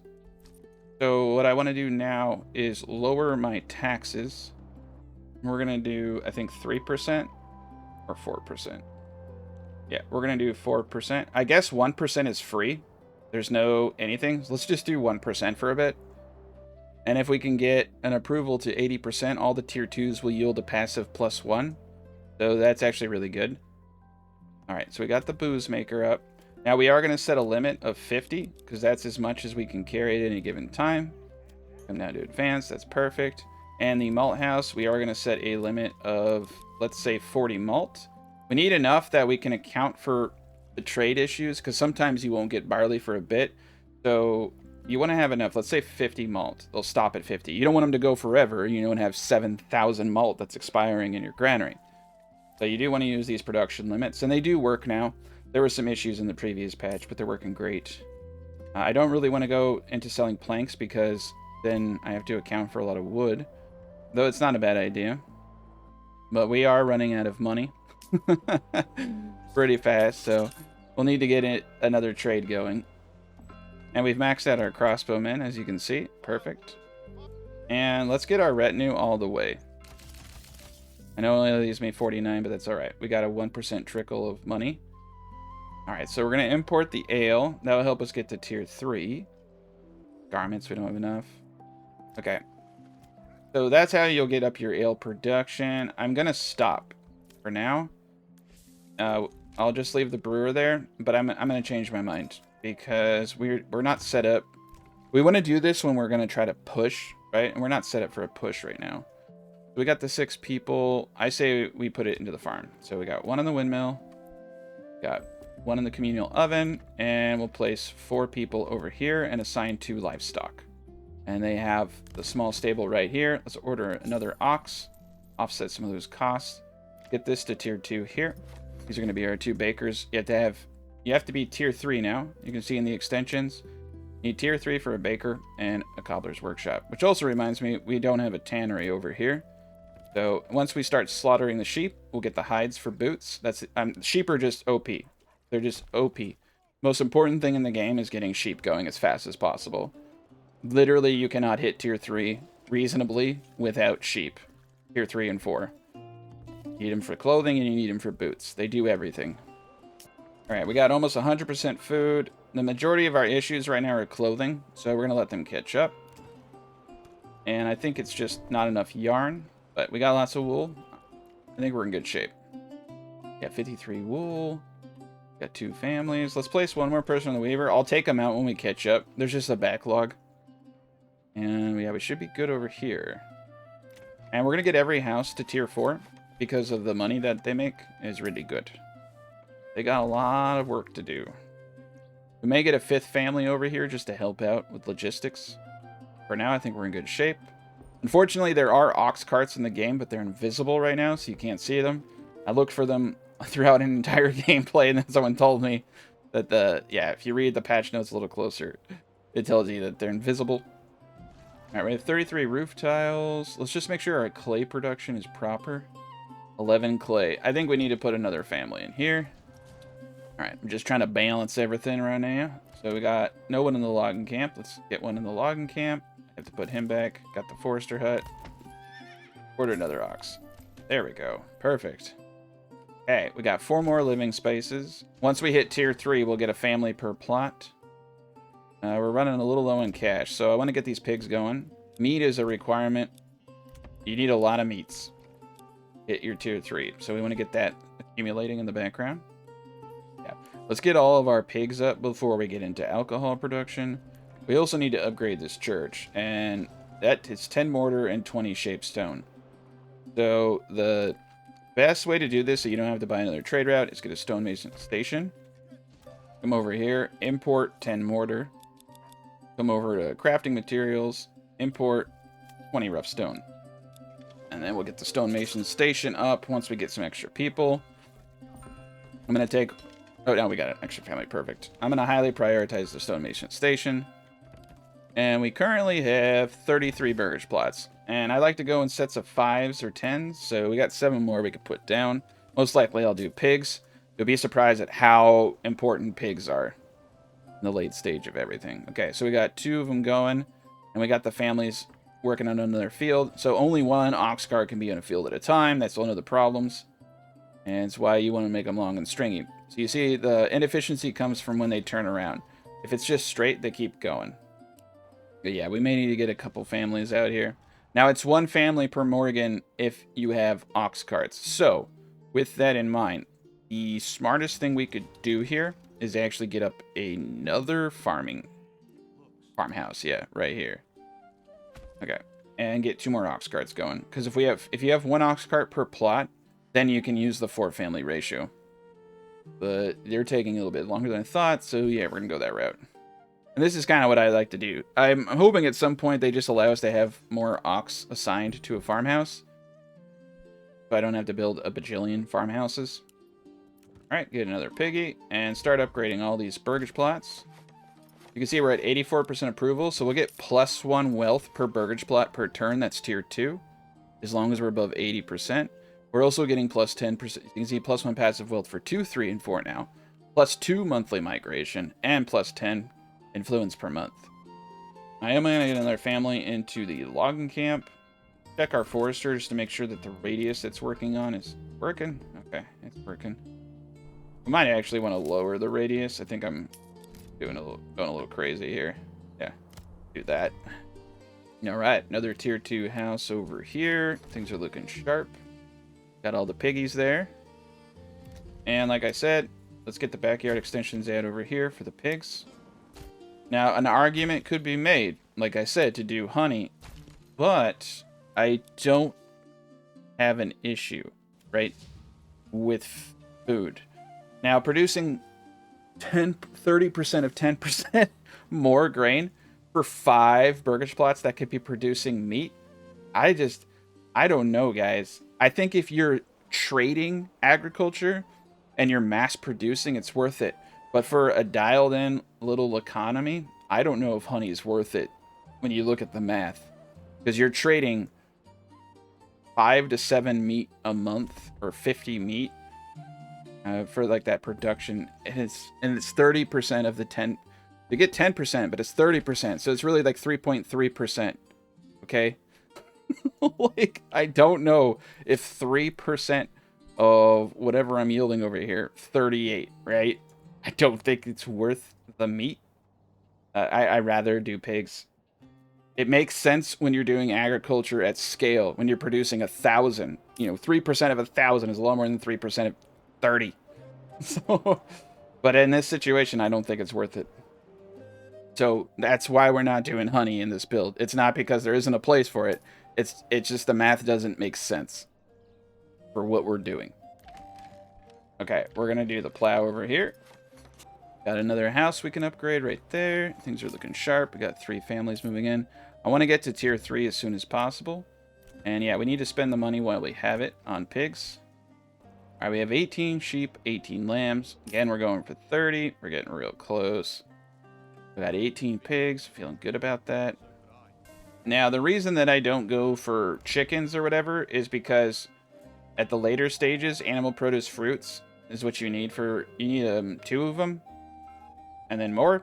I'm going to hit all that with this down here. Okay? I'd rather just grow fruit, to be quite honest, than have 40 chickens. The way the current game mechanic works, it's essentially just pigs. Pigs, veggies, fruits. If you do that, you'll be able to hit tier 4 and sustain a perfect 100% on your market efficiency. So that's why I go that route. Now, as we upgrade houses, we're going to need additional granary workers and storage workers because every tier requires more from each. For food, you need more food types. From the storehouse, you need clothing and then boots. So let's come over to our storehouse, add 1 more family. And let's also actually build an additional storehouse. I'm just going to build it right here next to everything there. Perfect. All right, and our clay furnace is definitely everything. Let's look at trade. So right now we have a net of all time of 743. So our trade has been paying for all the imports, including some barley right there. And most importantly, look, this is probably mostly due to the spear situation and the crossbow imports. And yeah, so you can see there's a cost. Now our tool imports are really modest, only 455. Coal has been the majority of our sales, 2,000. And clay tiles is coming in close. So you can see that it's kind of crazy when you think about it, right? Because for the clay tile, we have to have a mine. We have to support that mine with high maintenance. We then have to craft the clay tiles. Coal is just literally turning firewood into coal. It's probably one of the most, like, everybody should be selling coal. Even if you have other things going on, it's just really good.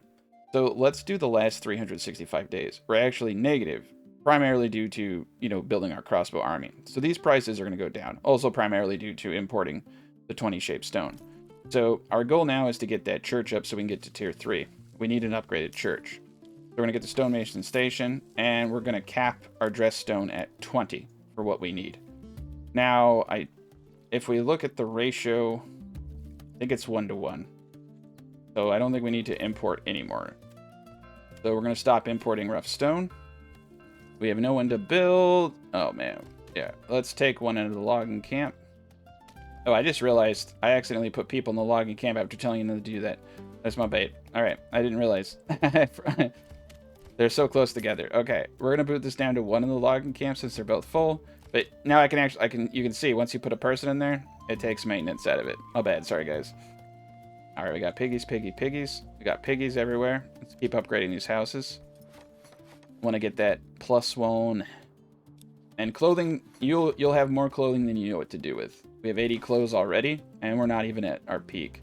We're going to pull one out of the Weaver Workshop. We were just doing that to catch up. So you can see we converted the majority of our wool.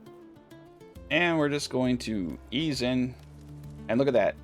Small church is now upgrading. So we no longer need the stonemason station.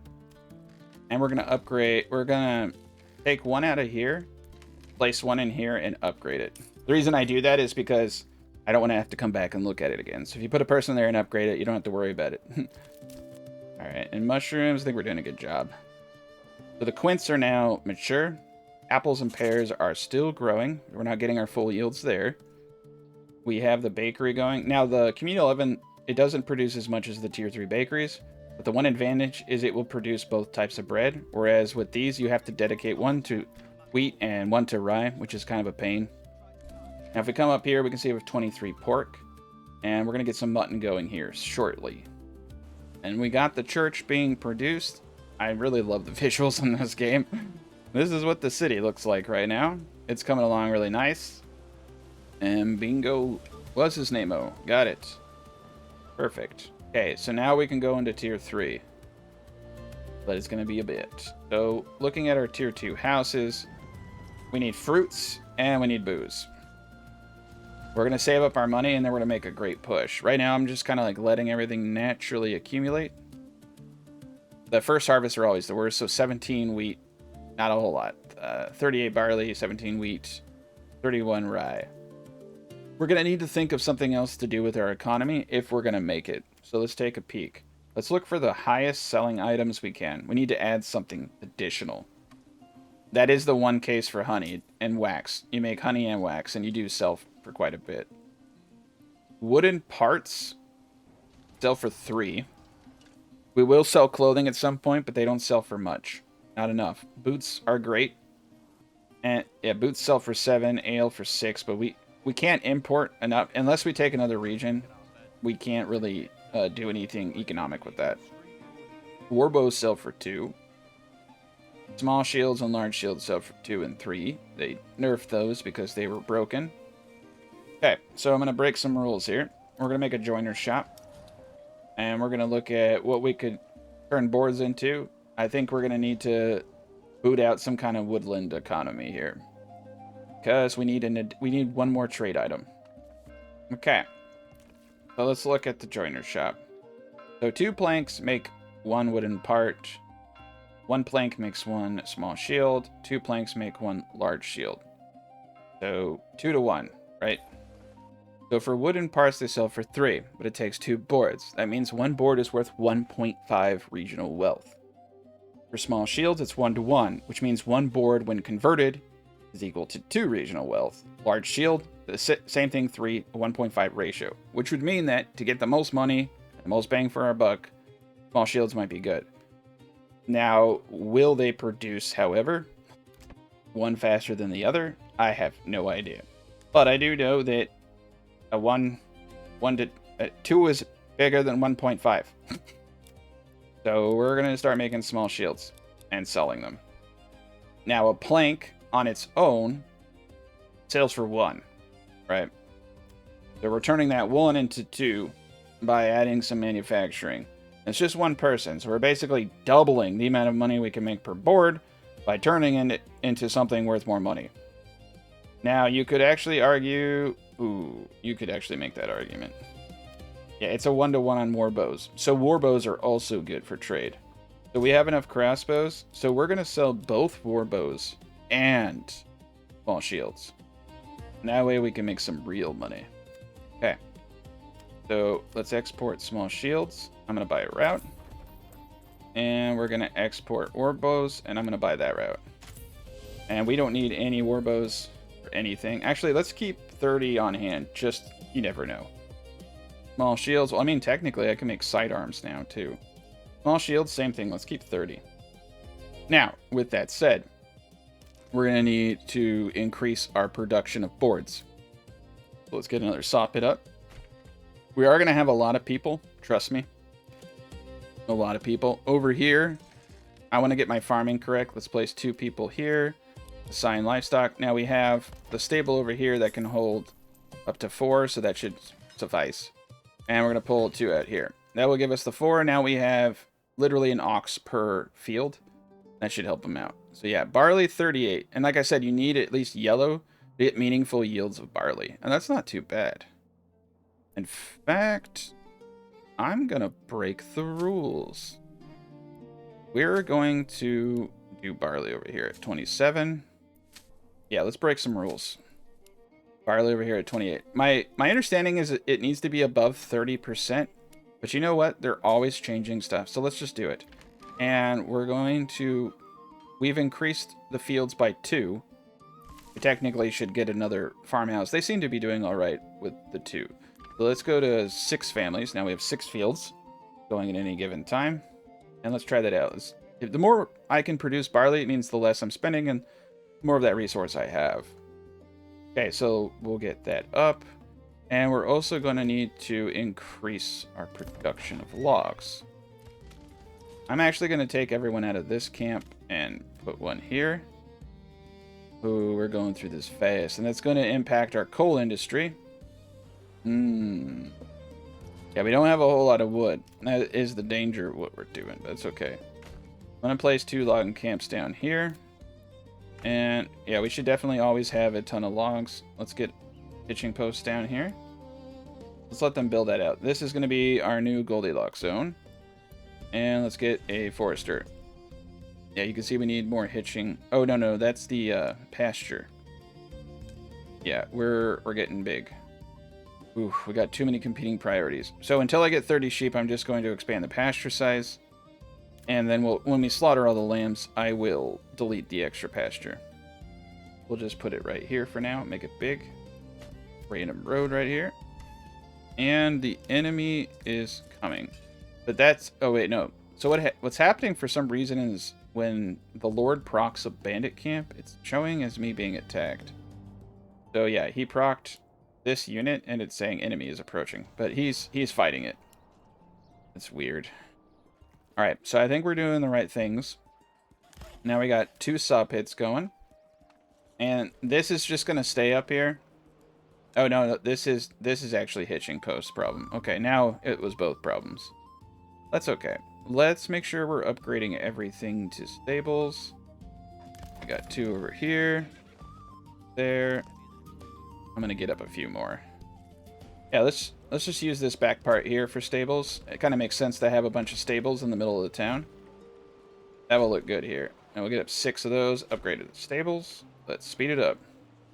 There we go. We're in good shape. Alright, this is looking a lot nicer over here. Nice. And we're already mass producing the warbows, so that's another trade for us. That's a good plethora trade. Once we get the small shields coming in, it's going to be even better. Carrots are actually one of the best trade items in the game. I'm not going to lie.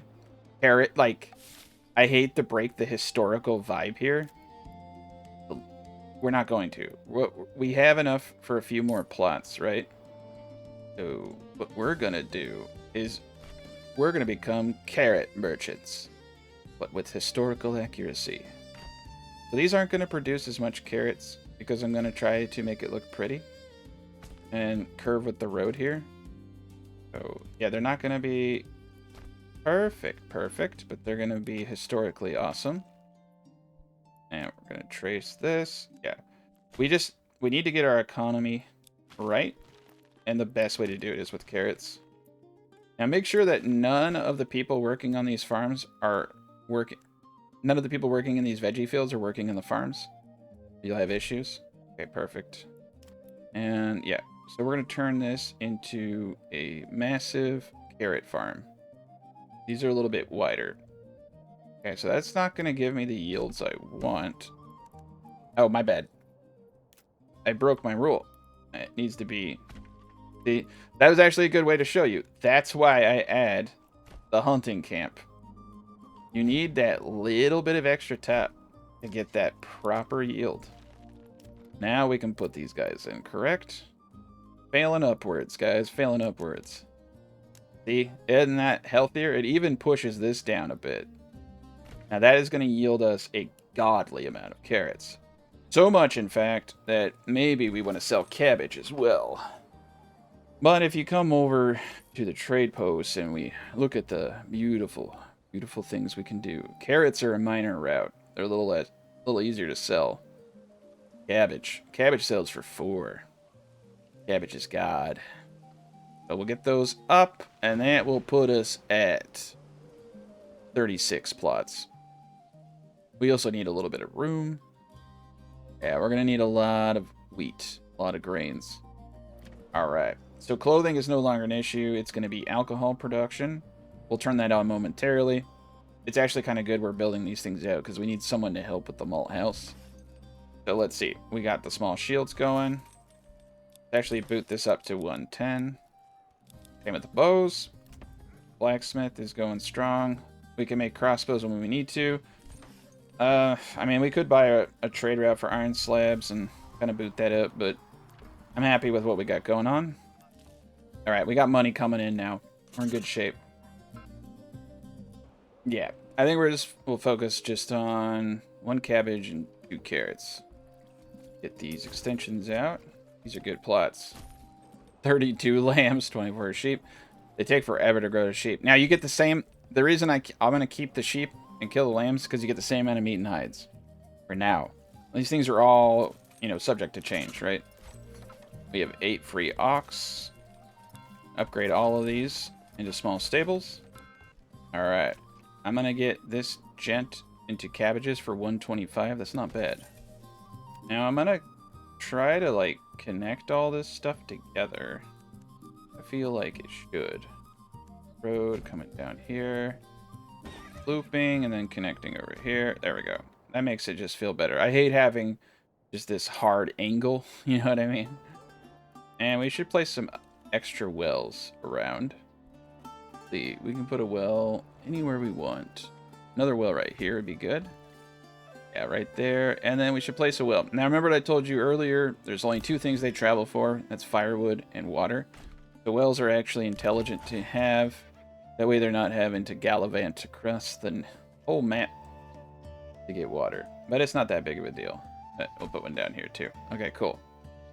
And one thing I'll tell you that's not in this map is elevation. So if you put sheep at high elevations, they will die. So don't do that. Hit the elevation tab, find the only place that doesn't have high elevation and put them there. All right, we have a lot of money. It's time. Operation Booze. So we're going to import barley. And I'm changing my mind. We're going to import up to 40. We have 49 currently. We're going to place 1 family into the malt house. We already have our brewer. And now we're going to place 1 family into the tavern. We have no one to build. Okay. We're going to completely remove everyone from logging camps up here. Forester, I'm going to let reforest. We're basically going to do like forestry crop rotation. We'll cut up some stuff over here, then we'll come back over here when all the trees are replenished, and we'll just keep alternating. Let's get up all the forestry stuff. I need to get on this faster. They got a bit of a jaunt to get to work. That kind of sucks, but it is what it is. Alright, we'll get this guy here, an expansion. But this is what the village looks like at this stage. Looking really good. See those? I like how the farmhouse is in the back. Going into the woods like that. Yeah, it's looking nice. Alright, so this forester hut is going to take this area here and plant like crazy. We have almost 1,000 charcoal right now. What's going on, guys? Why aren't we trading the charcoal? We need to get more families in the trade post. We need to max it out and get 4 horses. We need to... Okay, so that's our next goal right there. Okay, so carrots, double it up. Carrots and expansion. So we're just going to preemptively start trading our carrots. And I'm going to say anything over 120 carrots we trade. buy that trade route now, so I don't have to think about it. If I need to, the cabbages might suffice our population as we expand, and I may need to get up one more beetroot guy and go right in here. Actually, you know what? Let's just be preemptive. Preemptive beetroots. I don't know how big this is going to be. This is going to be a weird farm plot. Let's do it. Just to make it look nice. There we go. Now it all flows. We got a lot of competing priorities, too. I need to start slaughtering these gents over here. So, Butcher is going to be necessary here shortly. Alright, upgrade all these to tier 2. We're at 88% approval, so that's pretty awesome. Looks like wood is our biggest need right now. So let's put 2 families in the logging camp down here. Alright, 60... Yeah, we're actually doing pretty well. This is going to produce... Nice. Nice! Yeah, they fixed... Okay, cool. They fixed the barley issue. You can see we're basically producing as much barley as there is fertility. Not bad. 20 barley, I mean, that's like 400. 400 regional wealth right there, practically. We got a good amount of stuff out for sale. I think we're doing great. Alright, now we got the malt house going. We're importing. Order a horsey and fill out the... Yeah, let's get all 4 horses in here. We have an extra family. I'm going to put it in the trade house. Keep that stuff going strong. We don't have enough pasture space. We're getting close. Alright, we got 29 sheep. We're like right there. Okay, so this is important. Remember the mistake I made with the blacksmith? Well, the butcher is kind of the same. You need to watch this guy. Alright, we're going to pull a family out of the mining pit. Just for the second. When this pops up, we need to immediately set our quotas, or he will just start doing whatever he wants, and he could kill... One time I had him kill everybody, and I had to restart. That's why I'm urging you to be cautious with this thing. Alright, we have a band of raiders coming in, of course, right? So, let's see. We might have enough for another unit of crossbows. Yeah, so we're going to get everybody out. We're going to recruit our 24th unit. Our army here is more than sufficient. Oh, you know what we'll probably end up doing right now? Let's get a halberd unit out. So since we have all the crossbows we could ever ask for. This is another thing I kind of failed to mention. I like halberds because they're just iron slabs, right? I don't need a joiner. Halberds are actually pretty dope too. So let's do 36 halberds. Okay. I'm actually going to gather everyone up over here. So these banditos, they don't stand a chance. This is far more than they can handle. Honestly, the retinue and spears alone could handle the majority of this. Alright, they're coming from over here. Awesome. Alright, let's face out over the road. And we're just going to burn right through this because, quite honestly, the bandits aren't that exciting. Remember to put them on stand your ground. And pretty much everyone is going to perish here. Now let's pause real quick. Okay, they're trying to distract me. The butcher is up. Now set your sheep limit. This is important. Set your sheep reserve to 30. They may have already actually gotten me. We're at 32 sheep. Actually, 32 is a really safe number. Because you can breed up to 64. So 32 is perfect. It's typically what you want is 32. And we're going to have no lamb reserve. So they will slaughter all the lambs, producing hides, producing everything we need for boots. So you don't even need to have goats or any of that stuff in your main village, as long as you got a good sheep thing going on. Alright, here they come. I'm glad we stopped them before it was too late. Yeah, an animal ran away. Hopefully it wasn't one of my good sheep. That was one of the lambs. Perfect. Alright, here they come.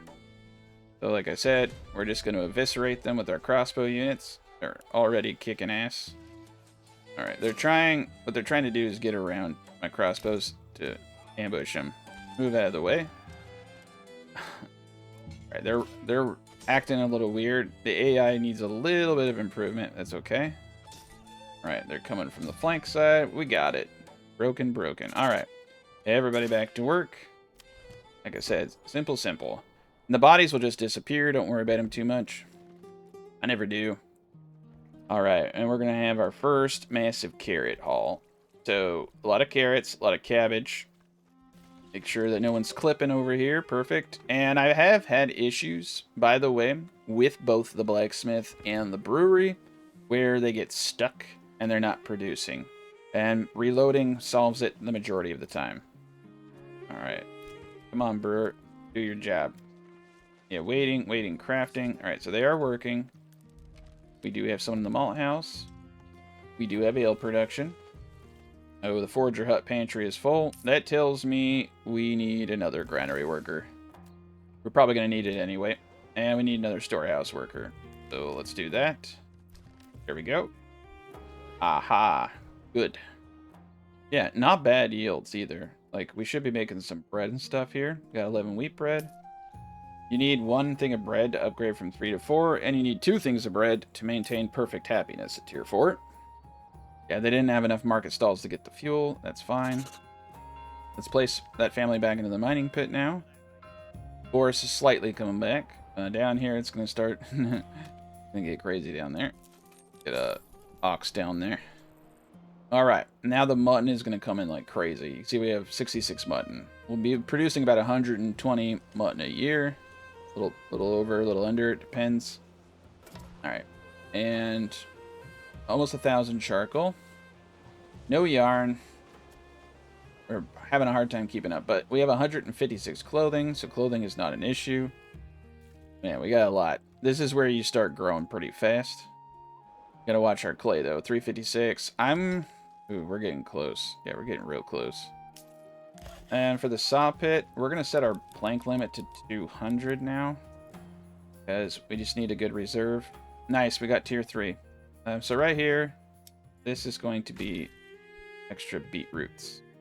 Okay, so tier 3, we need 1 for the cob.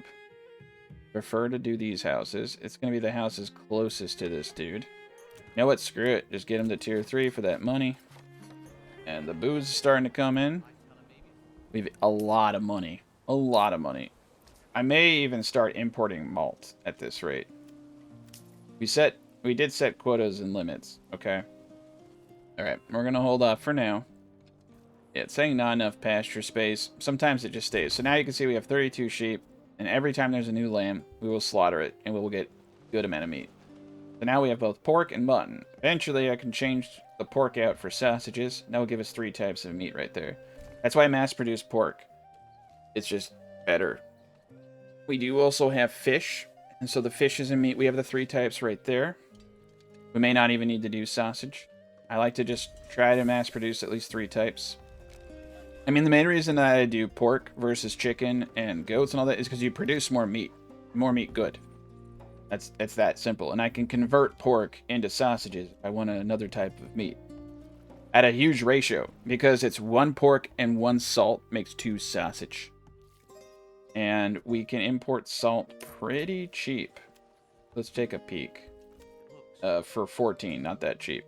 You're almost better off importing it from another region. Controlling multiple regions is the best way to do anything in this game, but I'm going to show you to do it with one self-sufficient city. If you can do it the hard way, you can do it the easy way. That's my logic with a lot of the things that I do. Alright, we got more tier 3s. So, we need a tier 3 boot maker. I'm going to have this guy be my boot maker right here. Sucks though is we're going to get, when I convert this, it'll be 2, you get an extra family at tier 3. So that's the cool thing. There we go. You want to be kind of careful. You want to be making sure you're upgrading the right buildings. Alright, over here, we're going to get up the beetroots and then expand it. Just a little bit of extra production for us. I feel like we're going to consume a lot of it.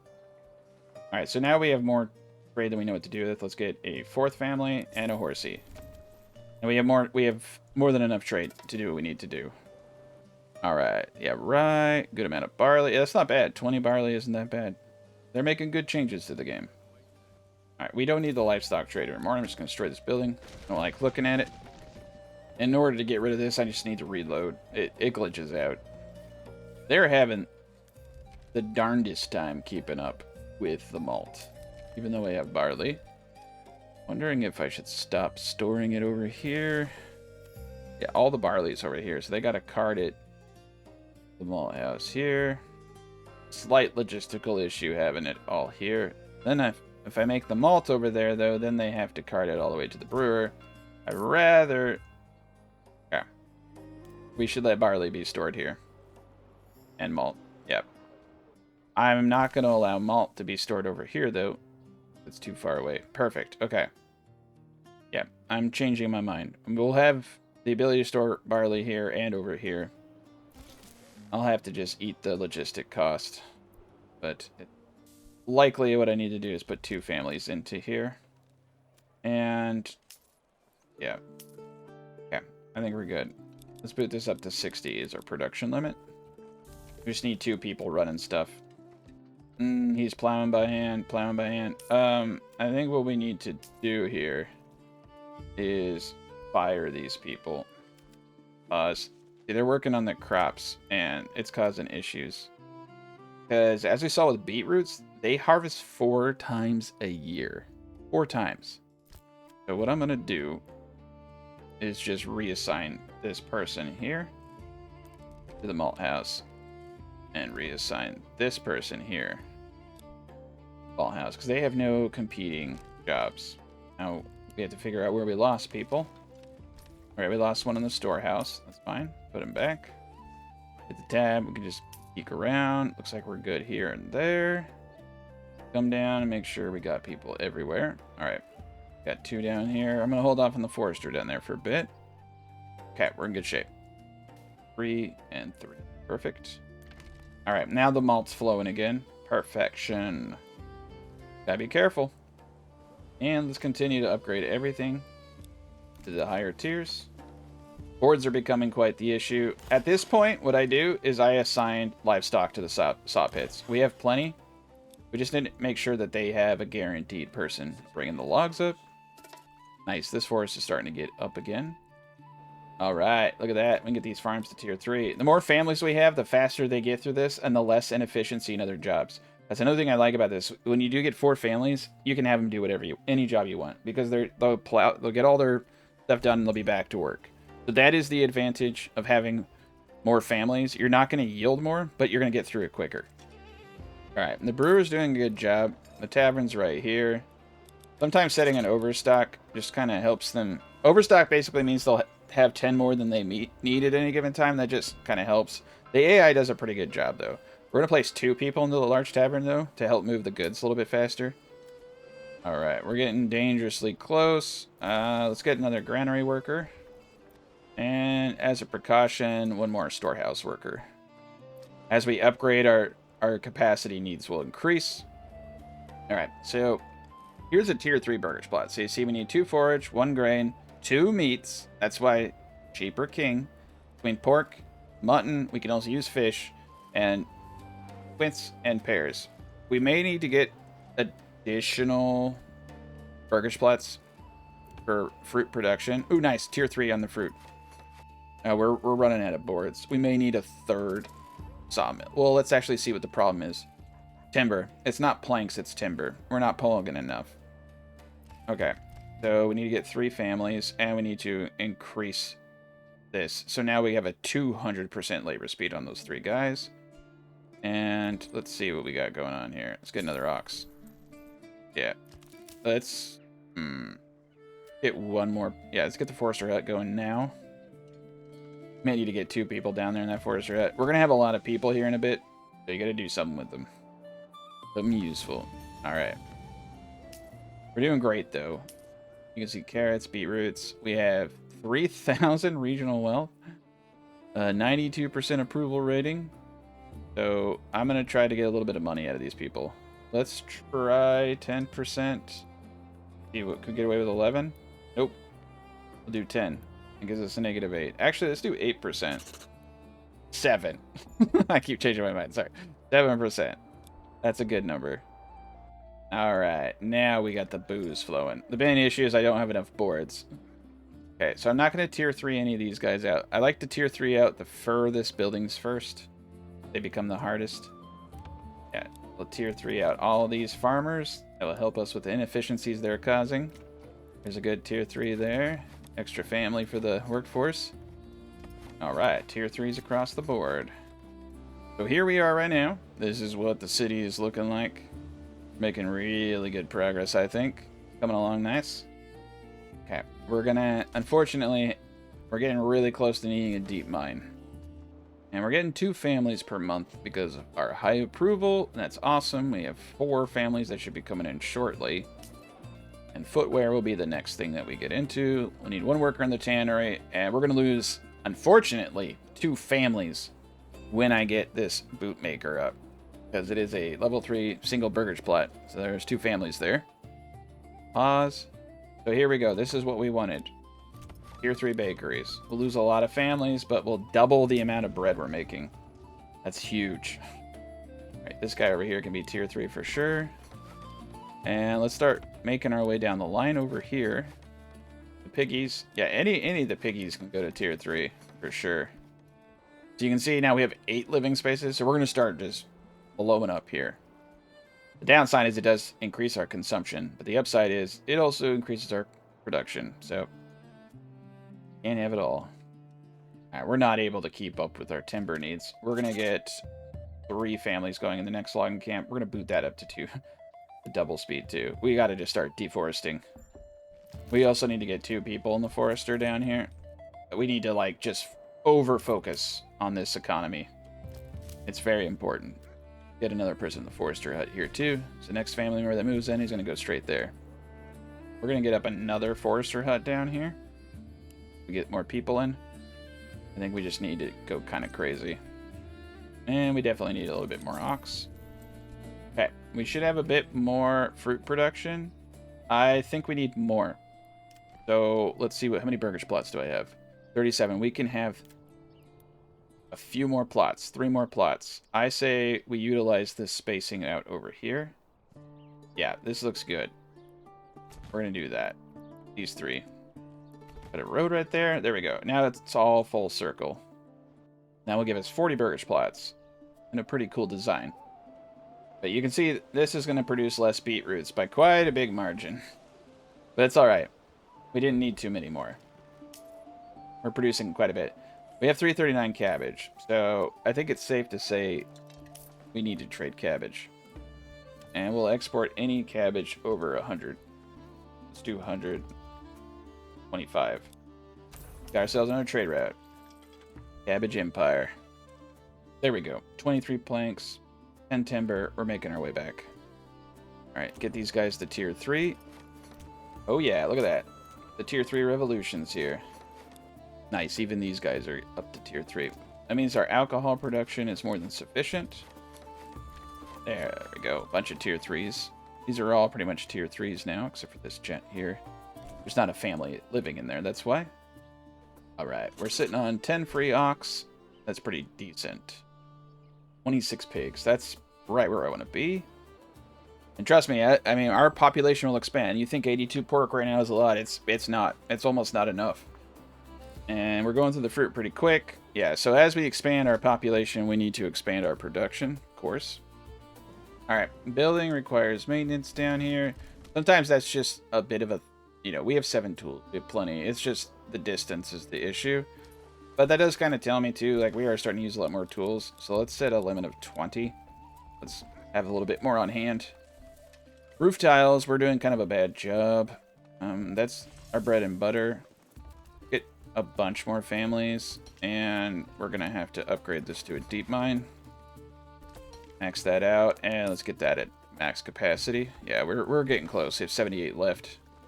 And as we upgrade more houses, we're going to need more workers. So I think we'll put an additional granary worker over here. About. Get ourselves up another market stall. We're sitting pretty.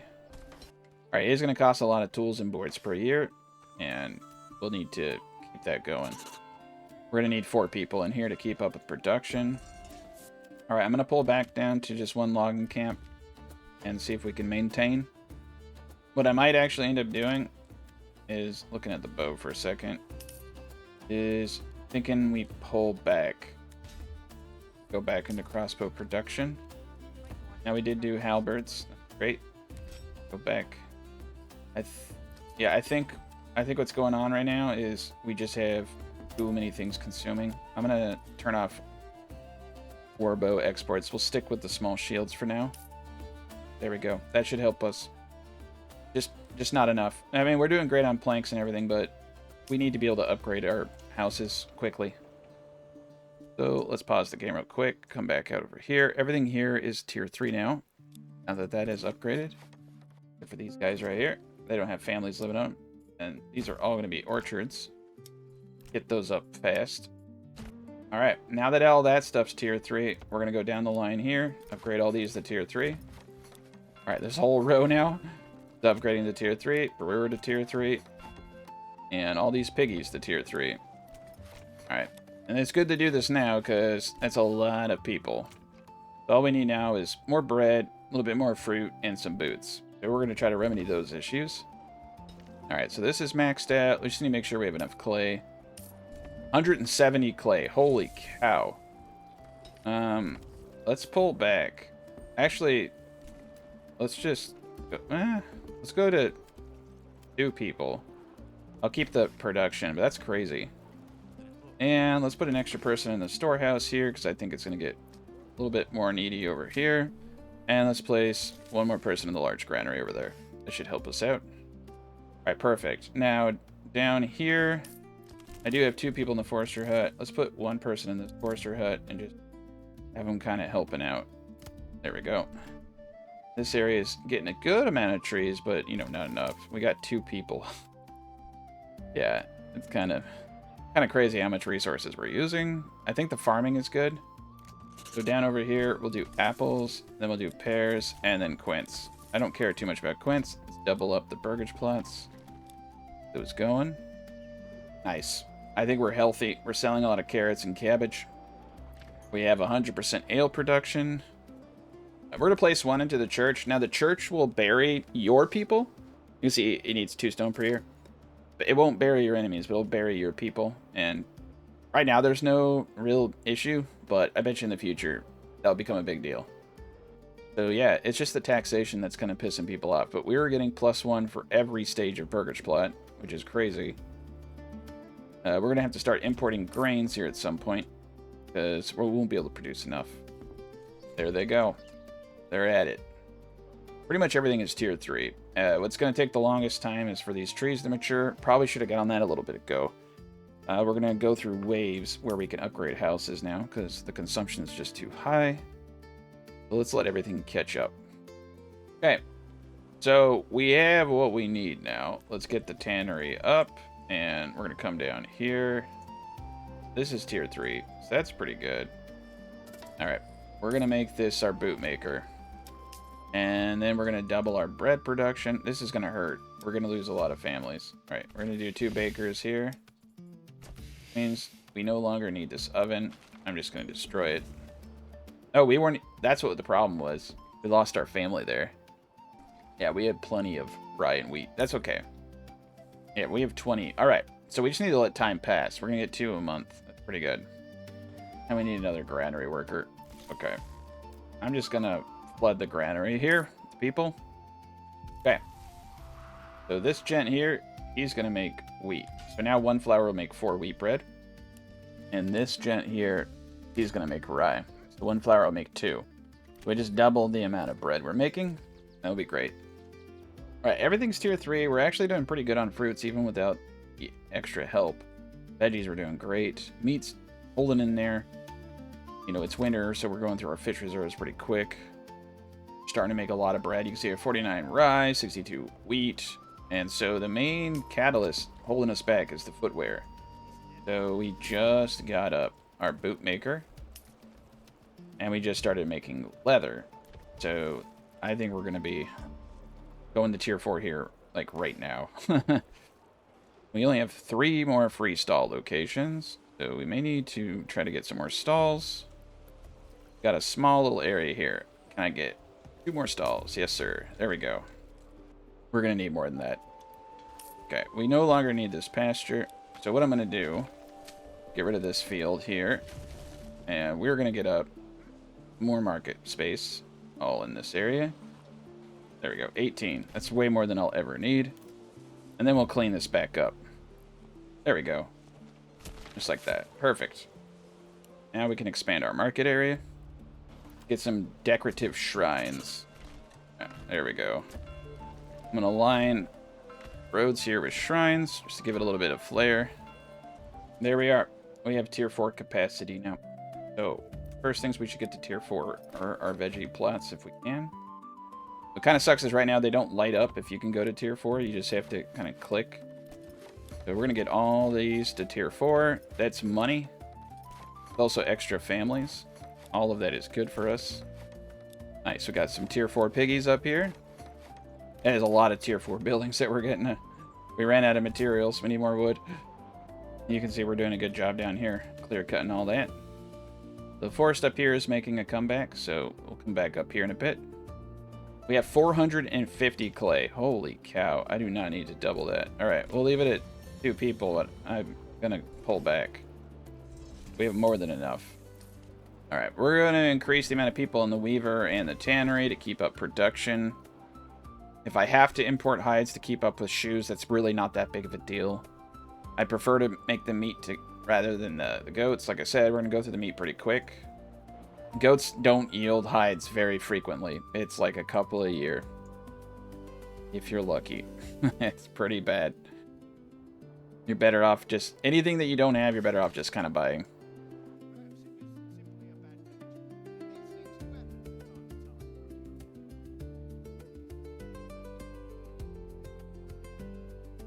Alright. We're making it. Right now, we're actually just held back by a lack of boards and other things. This is driving me crazy. So we need to go ham, so to speak. And let's go all in on logging and bust that up to 2. So we're going to just start deforesting like crazy and get this going. Because if we can get everybody to tier 4, which I think we can do, we're going to be in really good shape. Alright, we can also technically increase, our production here. I don't know if it matters though, because you're limited, you know, by the ox getting there on time. But we can bust one up, double production speed. But it doesn't matter if you don't... see, the problem isn't... we don't need to do that, right? I prefer to have 2. So if you have 1 that's doubled, right? You're still logistically limited because you have to wait for the ox. So by having 2, I'm triggering 2 oxes to be moving at all times. And I think that's where the bottleneck is the movement of the log, not the production of the planks, right? So we're going to stick with the 2. But what we need, as you can see, we have 10 timber. So it's the timber is the issue right now. Alright, I'm going to start increasing the storehouse workers. Let's come over here and see what we got going on. The granary should be fully maxed out. That's good. We still need more granary workers, though. So, as we increase our tier 4 capacity, we're going to need even more. There we go. Now we're getting those boards in. I'm going to get all these piggies to tier 4. I prefer to do these houses first, because when you upgrade your artisan houses, you're not getting any additional workers. So, like, this plus 22 is misleading, because you don't know how many of those new people are going to be going into buildings that already have predetermined production. So, yeah, just be a little careful there. Alright, we got those guys going over there. We still have no one living over here. We're producing enough fruit for now, but our fruit's going to go down substantially here in a second. Yeah, we're not doing good. Ooh, alcohol is actually the issue. Now, this upgraded tavern can feed, nourish, sustain 50 burgage plots. So, are we not producing enough booze? Alright, we have 60 shoes, 400 clothing. Yikes. Alright, we can start selling clothing now. So, we're going to export anything over 200 clothing by that route. We have way too many trades going on, but whatever. Let's keep it all coming in. Alright, there we go. Board production's back on track. Another tier 4 house. Alright, so all those are tier 4. This is now tier 4. All these guys are tier 4. All these guys are tier 4. That's great. Nice. And we can get some of these back pigs over here. So the fruit situation is starting to hit us. Sometimes what I'll do is I'll just order quince. They're super cheap. They're like 4 a pop. So we can order those to remedy our issue. I think we're going to do that. Just temporarily. So, oh, they're 11. Yeah. They're 1 if you import from your own region. Having a second region is really smart. They're still the cheapest, though. Alright, we'll sell that clothing. That will help us out. We need to remedy our alcohol issue. We have 28 barley, 26 malt. We should have no issues with our alcohol production. All right. Let's see. Crafting, transporting. Okay, they're doing a good job. Let's get this to tier 4. Okay. I feel like we have more than enough workers, so I'm just gonna start upgrading everyone while I can to tier 4. Oh, wow. We just did the whole row. That's crazy. But that +1 passive wealth and the extra families will help us. I think what we're going to do is max out this granary over here, get some more market stalls. And we might as well start maxing out the storehouse, too. Alright, there you go. Look at that. Making a lot of good progress.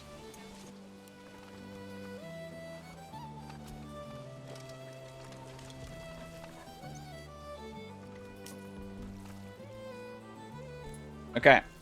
These are all tier 4 now. So this is what we're looking like now at tier 4. Got a good thing going on. For the most part, everything's right where it needs to be. Fruit, we definitely need to have that come in sooner rather than later, but we'll get these backplots up.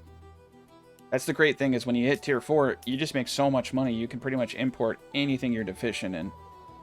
Alright, we have 142 planks. I'm going to turn this logging camp off. We have more than enough planks now. So a couple things that we want to do. We seem to be running low on grain, just a little bit. So I want to import the wheat sheaves so that we always have at least, let's say 10. We'll buy that trade route. Sorry, let's say 20. And that's going to cost us 12 a pop, but that's all right. So what we need to do over here to make sure that they don't go crazy is start setting production limits. And we're going to set production limits of 100 on each of these. Because when we make it bread, it does have a higher spoilage rate, right? And then over here, we're going to start setting production limits. Our bread of 100. Both of them, we may start importing both strains. But I'm doing wheat because we make 4 per flour, okay? That's a really good return. Alright, so we'll start importing that. The second thing I want to do to make my life easier is start importing a minimum quints of 40. And I'm going to get that up to 50, actually. And we'll establish that trade route as well. We got the monies.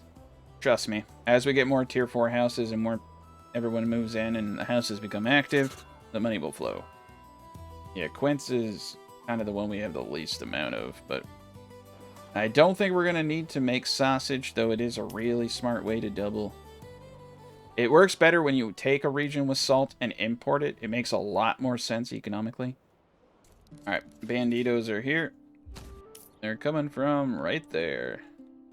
We actually do have enough to get our halberd unit out, too. Let's do that. We have 2 defensive units and 1 offensive halberd unit. Oh, he's on a... They're on a warpath. I hate when they get on the warpath. There they go. Alright, yeah, you gotta make sure that they don't burn your town down. Alright, here they come. Oh, I'm gonna have our halberds come. Take that guy out. I'm gonna just rush the field. Keep the spearmen as a protective shield. And let's just charge in. Yeah, we're annihilating them. Okay, now we can engage. Oop, they loop-de-looped. Let's run our guys. You don't want to get caught. There we go. Crossmen will finish everybody else off. He's having a little bit of a struggle over there, so let's go help him. There we go. Alright, yeah. Deep, simple. Now, I'm not going to build a huge old castle right now just because it takes a lot of time and they don't serve a whole lot of purpose yet. But when they start to have meaning, I will definitely make sure to take that into consideration. So I'll just talk about that. Yeah, they're cool. I don't need them. Like, I could just sit out in a field with my crossbowmen and kill everybody. So the castle is more of a vanity thing right now than it is a necessity. So I don't particularly build them. They also, like, are really glitchy. And if you save and then reload, it will, like, restart the whole building process. So when you start one, you have to sit there until it is finished. So they're just really buggy, and they don't serve a really huge... On the normal difficulty, they don't serve a purpose. If you play on the harder difficulties, you absolutely have to have a castle. But on this scenario, it is not something we need to do. Alright. We're bringing in a good amount of material. And you can see we're producing a lot of wheat bread. Great. So if we come up and look at our economy, we can see Last 365 days, we're pulling in just a little bit more than our import cost. Now, if we go to the previous last 30 days, we're at 10. So we're like almost at an equilibrium, but that's just trade. That's not factoring in all the money we're making from our towns. And it's also not factoring in the money that's being taken out through taxes. But overall, I think we're doing pretty good. Okay. We're at a stage of the game now where we need to build a specialized granary to help with the logistical hurdles that we're seeing. So I do need 10 stone. We're using stone for maintenance now on, I think, the church. So our base stone should be more like 15, so we're not having issues. And we're going to get another granary up to help with the movement of goods. These will not be ones that have market stalls. It will just be people running around helping out. Alright, we're doing great now. We got boards at the wazoo. We can probably chill out a bit. So that's being regrown. This is being deforested at an absurd rate. So let's switch down to 3 people at half maintenance. We need as much as we thought. I'm going to get 4 people down in forester huts planting trees. I'm going to get 1 more person into clay furnace because I feel like we're not producing as much as we could. There we go. Got some more tier 4s coming. Alright, it's just this last house. There it is. We got the furthest house. Those are the hardest. And then the bakeries can go to tier 4 now. Alright, that's everybody. And this little guy. Oh. This guy right here. This little piggy. And this little piggy. There we go. Aha, we got him. Okay. So it's just these dudes over here. We just need to wait. You can see we're well above where we were just a second ago. So the trade is easily absorbing all of our costs. And we can start helping out. So, like, I'm going to place 1 more person in the farmhouse just to help out. Granary here, we're going to max that out. Upgrade it. And then turn off the market stall setup. And then we'll have 3 people just running around helping moving goods. That we were able to get everything to tier 4. That's honestly pretty awesome. And as we make those upgrades, we were already doing well. Now we're going to get an additional +1 per burgage plot per month that we upgraded. So you can see we need 3 types of meat or fishes. So at certain points of the year, we're going to have everything. Now, in order to really sustain this, I'm just going to be honest. It's like you can get to tier 4, but to maintain 100%, you have to continuously import. So now if we want to maintain this, we need to start importing not just the wheat, but the rye. And I wanted to show people how you could do this, right? On a map that didn't have good fertility, because a lot of people have mentioned it's like you almost always have to have a high fertility map in order to hit the peak of the game. And that's quasi-true. You can see my population, though, is fairly high at 325. For a self-sustained colony, that's pretty good. So it can be done. You just need to kind of understand the mechanics and play with them. Alright, yeah, we're starting to get a lot of extra people now. So this granary is at max capacity. It's doing a fantastic job. We got 3 people running around helping out, just grabbing whatever they want. I'm going to boot that up to 5. That's what I like to do with my extra people, is just great logistical loops. And quite honestly, like, yeah, let's just start. Storehouses are getting full. Okay, yeah, let's start getting more workers there. And you know what? Maybe we should do market stalls with these guys, because it's starting to get a little crazy here. Yeah, let's just do it. I got nothing better to do. And we made this little opening here that they're walking through. I'm going to change this up. Let's get rid of this.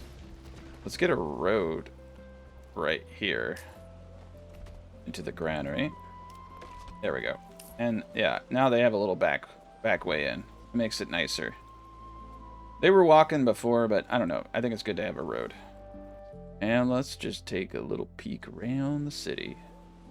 Yeah, starting down from over here. See, we're doing a good job. City looks great in the background. Everything is kind of a nice little closed loop. Pretty decent. Alright, everyone. So I'm actually encountering some really weird issues with the game and bugging. And it's getting kind of tedious. But I think we're at a good place. I just got this guy to tier 2. And he's upgrading to tier 3. Everyone's good. But with my imports, we're just holding the line. We're able to get all of our requirements. So hopefully you learned some or just had some fun watching. I think this is a great place to leave everything off. Have a great, wonderful day. Thank you to my patrons and my members on YouTube. I appreciate you guys supporting. And if you watch this whole thing, you should think about subscribing if you haven't already so that you see future content a little bit more easily. Have a good day.